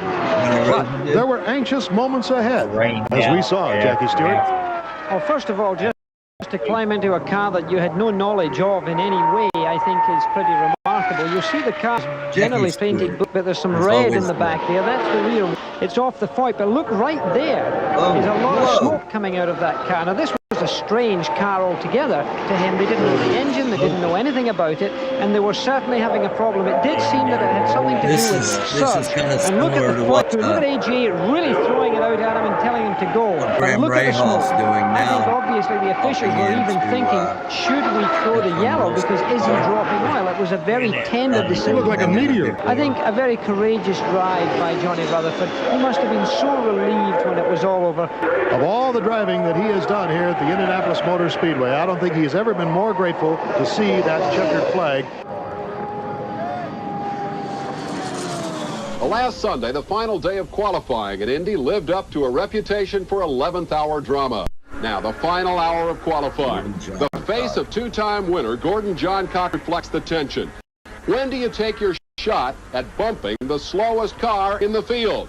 The contrast, the uptight Rich Vogler, driver of that car for the second year in a row. Suddenly, Johncock made a move, added to the tension with a wave off, then launched his one remaining time trial attempt. There were crossed fingers in Gordeau's pit, white knuckles in the Vogler camp. Johncock ran nearly 2:07 and bumped Vogler by 1/4 mile an hour. With 2 minutes left, Rich roared onto the racetrack in a backup car. For the last two men with a shot at the 500, the entire month of May boiled down to a few ticks of the stopwatch. At 207.126 miles per hour, the final verdict was rendered. Vogler is back in. Gordon Johncock is out. Poor Gordo. Another interesting thing about Bubble Day, the fourth day of qualifying, deals are being made. Drivers are going to other owners and saying, can I take your car? Here's Larry Newber. Well, Bob, here's the latest deal. You see Rich Vogler suiting up. He just walked down the pit road with Mike Fannin and Andy Kenapensky of the Machinists Union. He is getting ready to buckle inside of Kevin Cogan's backup car. Just bought Kevin Cogan's backup car. Never been in a car before. He's going to have a couple of laps, whatever length his practice period is, and then try to qualify. This is like marrying a girl you met 10 minutes ago. Back live at the Indianapolis Motor Speedway, where the musical chairs of race cars continues. That is Johnny Rutherford, as predicted earlier in this broadcast, getting behind the wheel of the A.J. Foyt backup car. The green flag comes out and Rich Vogler is on his qualification run. The first lap, not too bad. It is good enough. Up Rutherford from the lineups. And lap number 2 for Rich Vogler is 213.290. It's good enough. Great job, particularly in a car that he never saw half an hour ago. Here he comes down for the checkered flag, and Rich Vogler has bumped his way into the starting lineup for this year's 500-mile race. We'll wait to absolutely confirm that. Yes, he does. The fourth lap was still good enough. 42.208 seconds and a speed of 213.230. A very consistent run for Rich Vogler. Now, Johnny Rutherford is going to get an attempt to get back in the starting field. We're about a minute and a half or so away from the 6 o'clock gun, and now one final question remains for qualifying for the Indianapolis 500.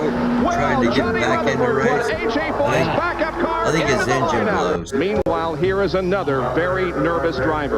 Rookie Bernard Jourdain, who knows that if Rutherford can go faster than 213.015, he will be out and Rutherford will be in. Well, it's all up to the stopwatch now.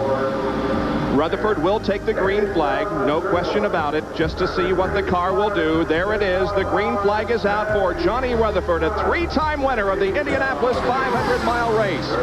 Trying to get back in the field. Oh, and the engine is dying. It's going away. The warm-up lap was 217 miles an hour, and the engine goes away. There's the gun. That ends qualifying for this year's 500. Johnny Rutherford's engine lets go in turn number 1 as the green flag comes out, and the three-time winner will not be starting this year's race. But Bernard Jourdain is happy and celebrates with members of his crew. He is in on the other spectrum of the emotional chart. Penny Rutherford. Getting bumped out. Yeah. But for a few more miles an hour in car 77. Salt Walther trying to come back. He had a terrible crash here way back in 1973. There you see his car, number 77. Walther's best time today has been 208 miles an hour, and that will not be good enough to best the 210.268 of Jeff Andretti. Jeff Andretti is under attack. Salt Walther is on the racetrack trying to beat Andretti's speed of 210.268 miles an hour. And he picks it up a little bit, 211.332. That makes his average 210.765, and that's enough to bump Andretti if he can keep up that pace. Walther seriously burned in a start line crash here at Indianapolis in 1973, went through more than 100 surgical procedures. Lost the fingers on his left hand, became addicted to morphine as a painkiller, was even arrested for trying to obtain the drug illegally a couple of years back. Went through rehabilitation, says he's been clean for about 15 months now, and he wants to drive a race car again. Spent some time in the American Racing Series driving turbocharged Buicks, and he is now back at the Speedway. With a wave to the crowd, he takes the checkered flag, and I think Jeff Andretti knows bad news is coming. Rocky Moran, once again, the speed he must reach, 210.558 miles an hour to bump Salt Walther. It's a good one. 210.891 miles an hour. If he can maintain this speed, he can knock Salt Walther out of the race. This was back when the Whittington brothers were all Looks running. like it's a good one. It looks like Rocky Moran will make the Indy 500. And the news is coming over the PA system right now to Salt Walther. He told us he didn't think it would stand up, and it did. He's a good dude. Congratulations to him were the words on his lips. Didn't he die? Yeah. Probably the wildest roller coaster ride of the month in terms of emotions has been experienced by Willie Ribbs, attempting to become the first black driver ever to make the race. Will he get a qualifying shot? And, you know, Willie hasn't been breaking bones out here, but he has been breaking motors, 4 of them in 9 days. This morning they came out for practice. Somebody accidentally overfilled the oil capacity by 1 full quart, and then they came out later and smoked a turbo. Big plume of smoke. They've managed to find another one from Brayton Engineering. They installed it about 40 minutes ago. They've just taken the car back to fuel it. They think they're going to be able to make a run. Back live, Indianapolis Motor Speedway on a rather gloomy-looking Sunday afternoon. It could be gloomy or it could be glorious for Willie Ribbs and his team, depending on the outcome of the next, hour and 35 minutes. Willie Ribbs on the front straightaway at Indianapolis takes the green flag in this historic effort to become the first black man ever to drive the Indy 500. The bubble speed you saw, 213.189. This is the second attempt, the first lap at 217.8, and the crowd goes crazy. They love that announcement. They're really pulling for this guy. My word, everybody in the front stretch here cheering Willie T. Ribbs on 217 faster than he has ever gone here at the Speedway. But Willie T. Ribbs looks as if he's in the field. Ribbs down, nothing can go wrong now. He can coast into Indy 500 history. The checkered flag falls. Ribbs has made it. Watch this. Just look at the emotion Willie T shows here, and everybody out on the pit lane to celebrate along with him. A great display, a great effort. Nobody and no team has worked harder to qualify for this race than Willie T. Ribbs. Bill Cosby's perseverance and support has really been paid off. Just look at this. This, I believe, rivals the moment. Perhaps, a tenth of the crowd here that we saw on pole day. But keep in mind that that's still 20 or 30,000 people along straightaway, and they're all on their feet. It rivals the moment when A.J. Foyt drove into the middle of row 1. Willie Ribbs has made history at Indianapolis, and America stands to honor him as he climbs out of the cockpit. Is that the only race? This car is a one-of-a-kind, an Indy car built in the United States. Its owner-driver is a one-of-a-kind, too. You think Bobby it's a great Rahal, idea not satisfied with his role solely as a driver, became a car owner in 1991. 18 months later, he made the decision to build his own cars. And last week, he qualified the Miller Genuine Draft Special for next week's running of the Indianapolis 500. But he sits on the bubble at the moment. You are ready to climb into one of John Menard's cars, taking your sponsorship with you. How apprehensive are you, and have you ever been in a situation like this before in your career? Now, what do you say? We've got 3 hours left to qualifying. I'm jumping in the car for the first time. Menard came up and asked us if we want to run it. We had a little short talk with our team, and our team's going to run the car. We're going to try to qualify it, and we'll just take it from there. But here we see the key to what may happen in the next hour. Cheever has rolled his Menard Buick into tech. They will go through this car with a fine-tooth comb with the USAC officials. If it is legal to run, which we presume it is, it looks like Cheever is going to make an attempt to bump Bobby Rahal out of the field. We are underway with the warm-up for what may be the most dramatic qualifying run, at least in recent IndyCar history. Listen to this. Graham didn't make it this year. 18 miles an hour, 218.5. Are we getting ready to go back out and try again? You better put your fighting face on. You have has to go back to battle. Here he comes to complete this dramatic qualifying run. Eddie Cheever down to the checkered flag. I think there's no doubt that he's done it. We'll wait for the confirmation from the computer. A last-minute marriage with another car owner gives Cheever a ride. Ray Hall straps into the cockpit, some 8 minutes away from the gun that will end the day. But there should be enough speed in this car to get Ray Hall back in the race. And unfortunately for Kevin Cogan, that will put him on the sideline. The speed he needs is 2:17.230. The speed he has is 2:17.360. That is fast enough by the tiniest of margins. Ray Hall must now continue to dig down and pull it out. He's got to do that 3 more laps. The gun has just sounded. Qualifying ends with this run. Bobby Rahal halfway through puts the second lap in the book, and it's down significantly. 2:16.82 the average. 2:17.090 is not good enough. Rahal's got to push it even harder, and I wonder if the car can do it. The gloom on Carl Hogan's face, I think, may tell the story as we await the time for lap 3. No good. 2:14.782. It is not going to happen. He's out. Bobby Rahal will not make the 500. The watch tells it all. It's all over for Bobby Rahal. The national champion will not make the Indy 500. The real story here, Derek Daly, Derek Daly. is the fact that if yesterday they were struggling, what are the Penske's doing today? They're still not in. And it's hard to believe that the struggle continues, and I wonder at the end of the day, will we replace the word struggle with maybe with the word embarrassment, because it would be embarrassing for Roger Penske to miss this race. They'd gone through 4 cars. Started off the 95 Penske, went back to the 94 Penske, a 94 Reynard, a 95 Lola seemed to be the ticket. However, the speed never came. Keeping an eye on the starter, keeping an eye down the Penske team members at the far end of the pit area as Emerson Fittipaldi tries desperately to make it into the 500 field. Sorry about your love. Will they take it? Will they take the run? Yeah. Will they take the run? I bet they do. And they do.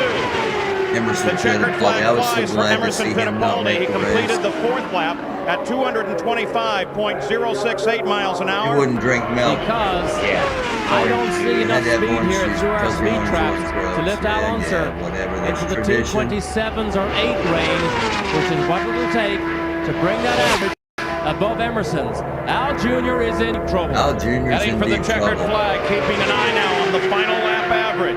He has to beat 224.9. 224.907, he can't do it. He doesn't do it. Al Unser Jr. has not yet qualified. Fittipaldi is still in the field. Now what will this man, Roger Penske, do? The team has never been in this situation. 24 minutes to go. Car's still in line. He has the speed in this car, but he doesn't have the speed when it counts. You have to produce it right now, Stefan, if you're going to make it into this race. Here he brings the speed up. Stefan Johansson at 225.739. He's averaging 225.282, fast enough to take Emerson Fittipaldi out of the field. And the 4th lap complete. And 225.547 takes Emerson Fittipaldi, the second and final Penske car, out of the field. Tony Bettenhausen has a car in the field. Stefan Johansson has made it into the Indianapolis 500-mile race, and Emerson Fittipaldi is out. I think you should say that again. He's what? Didn't Gary Bettenhausen have the big Breaking stories yesterday in pole day was that of Robbie Buell. A tired race car and a tired engine and cold tires were the victims together that caused Robbie to spin down in turn 1 as he was preparing to come around for the green flag. He was on his warm-up lap, and here's what happened. We can see the back end come around. He's along for the ride now. The car slammed into the wall. Again, but Robbie Buell, you got to know, is very disappointed. Before the safer barriers here, let's run it up. Johnny Unser. Yeah. Who the hell's that? He was the older and brother. There was the rumor going around that Tony Stewart's going to drive for Foyt. Well, Tony hadn't been in the 500 Bobby since was the oldest brother. 01 Johnny Ganassi. And anyway, there was some discussion about it. Colorado, and big to do down on the qualifying line because I remember when Kerry Agajanian and Tony Stewart, and I don't know if Foyt was the other person in that mix. But anyway, apparently it was getting some serious consideration, but there was some contractual issues to consider, so it didn't happen. We are approaching 13 minutes remaining, and Buddy Lazier is back into line. In fact, he has passed the tech line and will be about to take his second attempt. Now, he's got to go 2:18.620 to make it into the field, and he hasn't been close yet. Buddy Lazier, 2:19.227, so laying the wing back was huge. And he's ramped up big time on his second lap. No, I think this is the greatest story of the day. To be able to come and do so few laps and to make big changes on your last run before with 10 minutes to go, that's phenomenal. What a great team, a great effort. Lap 3 again at 2:19 and low change. His average is 2:19.205, which would secure him in the field. It looks like, according to lap time. Yes, the numbers are going to be there. Buddy Lazier, the 96 winner, is going to make it into the field.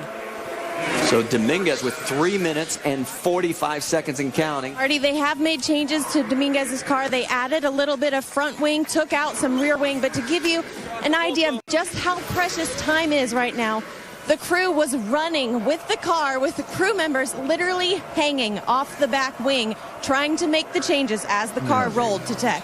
But he is out, so he will get one more shot to put it into the field. And here comes the green flag. This will be our final qualifier for the 92nd running of the Indianapolis 500. All right, here's lap number 1, 2:19.780. That is good. Oh, no! He spins it and hits the wall. And now almost gets airborne. And the gun has fired. Buddy Lazier makes the race. Chagrined because every driver has been in that position where you push and push. And you don't want to see that, and that was Margaret. Third and final attempt with aerodynamic changes, but if he said I think this is when he was driving for Richard Petty. That'll build a driver's confidence. He was going to buy an Indy car. It's all come down to this for John Andretti. The green flag is out. 4 laps.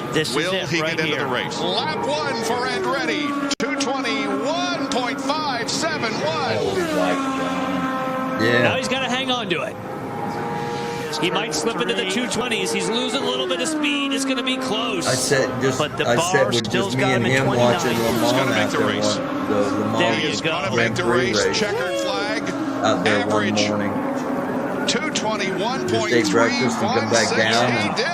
Because I always got out there, 3 or 4 o'clock.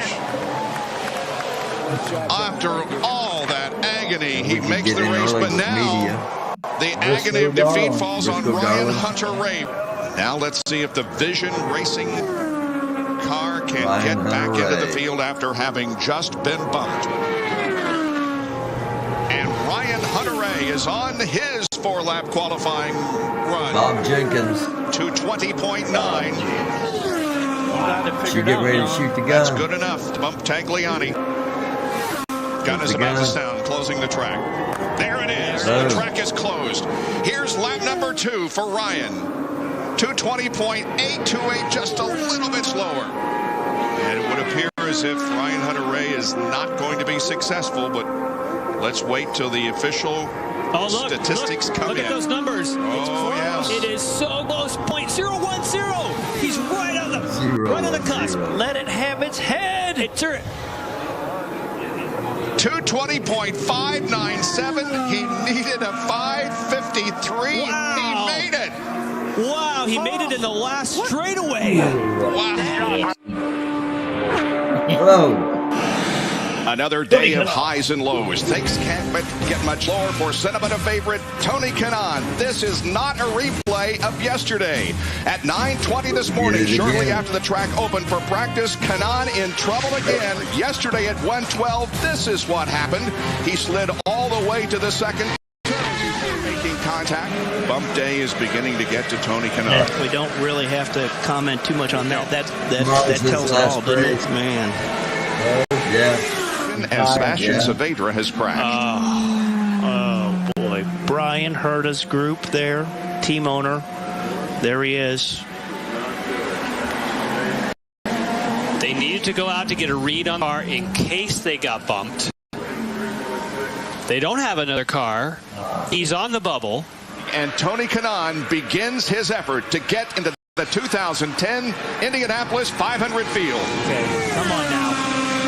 Let's see what it is. The checkered flag waves, and Tony Kanaan has completed the run. Fourth lap, 223.595. He is safe. Yes, he is. Tony Kanaan makes the field for the 500-mile race. From Tokyo, Japan to Kumasato, driving for KV Racing Technology in the Lotus colors. Qualify. Bumps Jay Howard. Santos four-lap average, 224.178. Tracy is on the bubble. Jay Howard out of the race right now, has just completed his first lap. It's a 223.920, just enough to bump Paul Tracy. Fourth lap is 223.080, 223.610, and you can see the disappointment on Sarah Fisher's face. Her second car is not in the 500. Paul Tracy remains on the bubble, and there he is. Will he withdraw his speed? Yes, he will. Guys, I'm standing down here right now. They've just signed the paper. They have fired it, and you're about to hear it. He's on it, on his way out. He's withdrawn. So who does that put back in? That puts Howard back in. Howard back in. Green flag comes out. 10 miles for Paul Tracy to get back into the field. That was 230 even. Oh, he's high again. Oh, man. And it got loose, and that is where the wind's hitting you. As soon as you come off of 3, this may bite them. He might have taken himself out of the Indy 500. All right, let's take a look at the second lap. It's 223.070, and now he is below what's needed. Jay Howard is back in this show as it sits right now. They're going to wave it off. They're going to abort the run. He's got one more. Now Howard is in. Are they going to pull him out? It's decision time. They just handed the paper. They are going to fire this car up, and they're going to send him out. Oh, what a bad move, I think.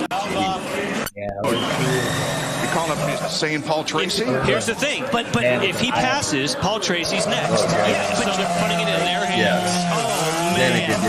3, 2, 1, that's it. But here's the clarification. When Paul Tracy pulled his time to make another run, you pull it for good. You don't get it back. Paul Tracy isn't on the bubble. Paul Tracy withdrew his time. Sebastian Saavedra is the one back in. He has a crash car, and he might get in the Indy 500. That's what it is.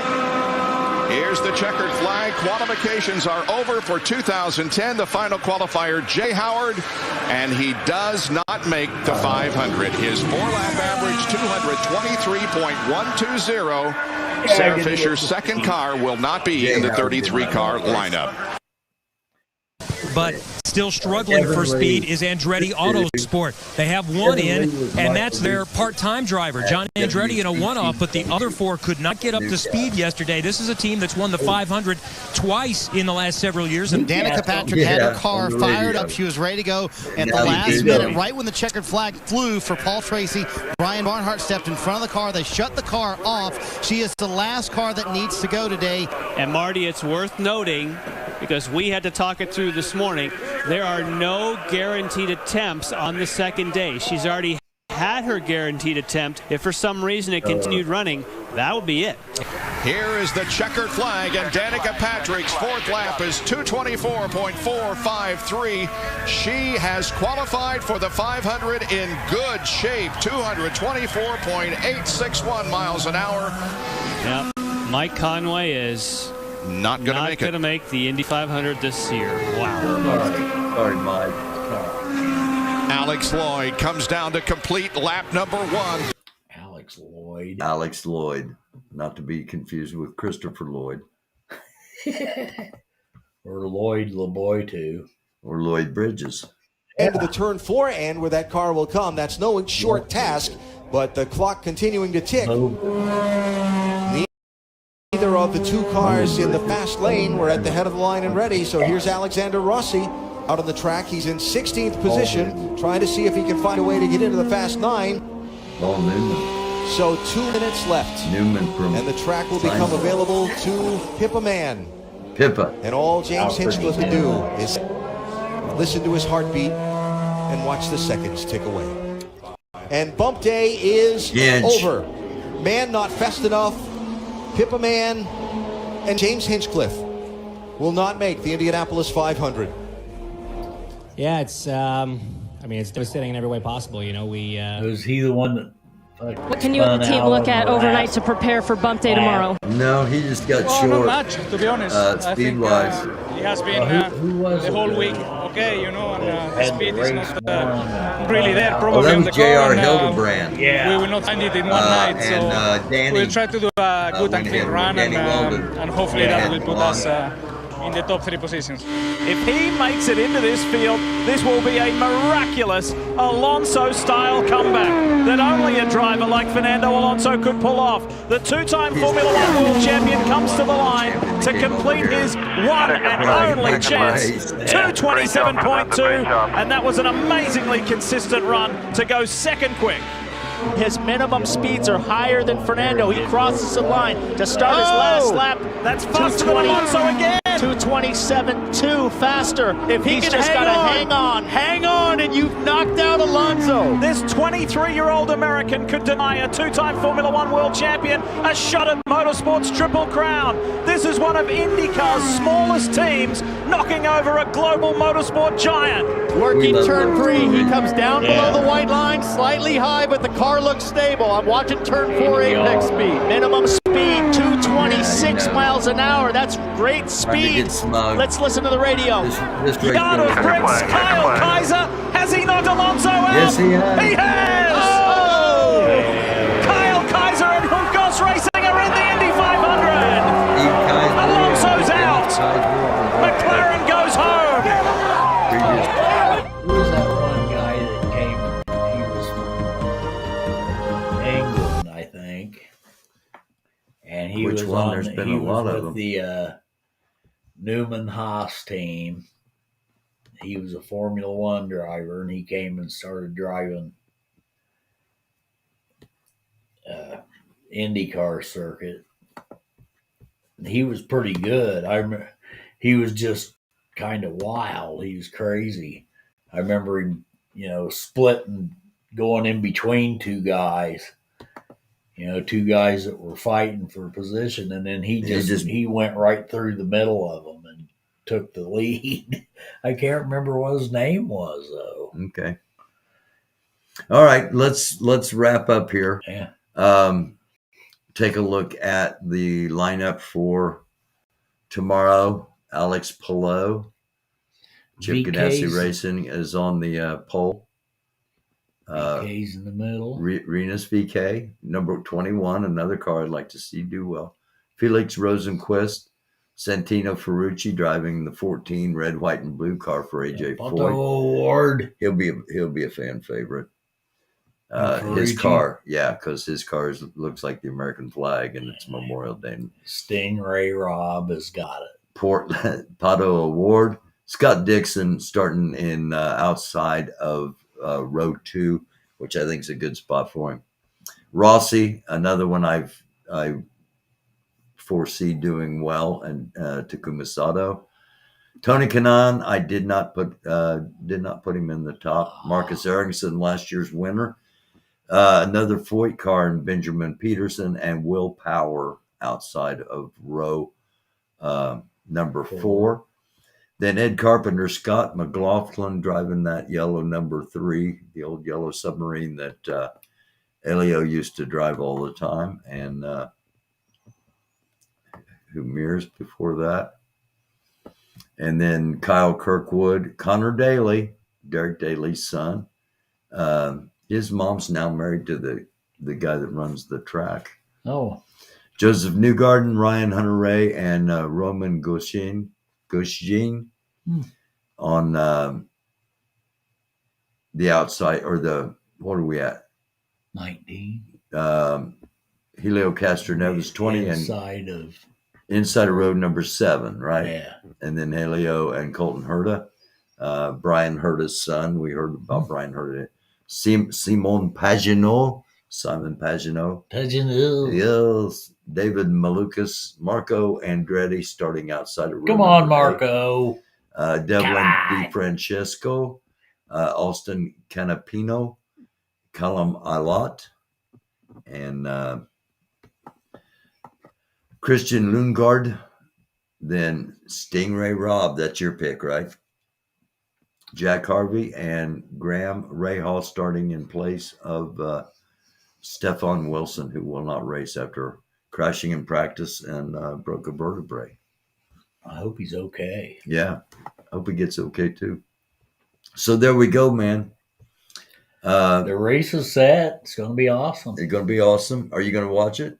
Well, yeah. we can't watch it here until 7 o'clock tomorrow night because it's blacked out locally.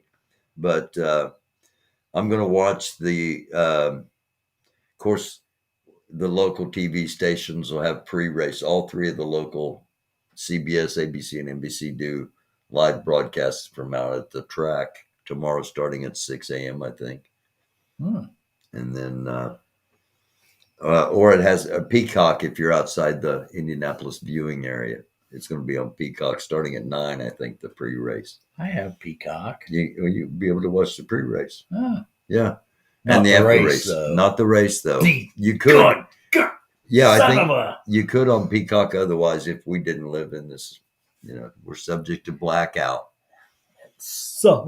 Yes, it does. But we'll listen to it on the radio like we did when we were kids and when we didn't go out there in the past. And then if we hate who wins, then we won't watch it. We won't watch it at 7. Yeah. But I'm kind of thinking it's going to be a good race. I like watching it. Good race. I just wish we could watch it live. I do too. Next year we'll go out on the night before the race if it's worthy. I thought we might get a call in or two from out there at the track, but it didn't happen, and that's all right. All right, man. Thank you very much. Yeah, we'll see you again. No problem. Thank you all for clicking on, for hanging out, sticking around. It's race day tomorrow, Memorial Day weekend, so I will probably be back on Tuesday night, taking Monday off and taking tomorrow off for race day. And tomorrow night is Damnation Drive-In again. Oh, that was a little confusing, wasn't it? Yeah, but it was different. Yeah, pretty cool.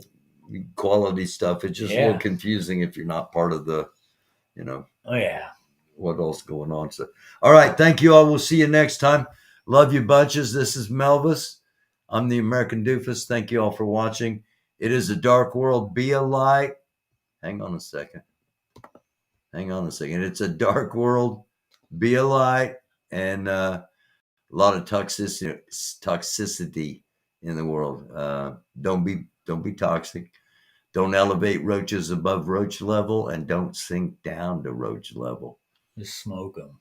Smoke them if you got them.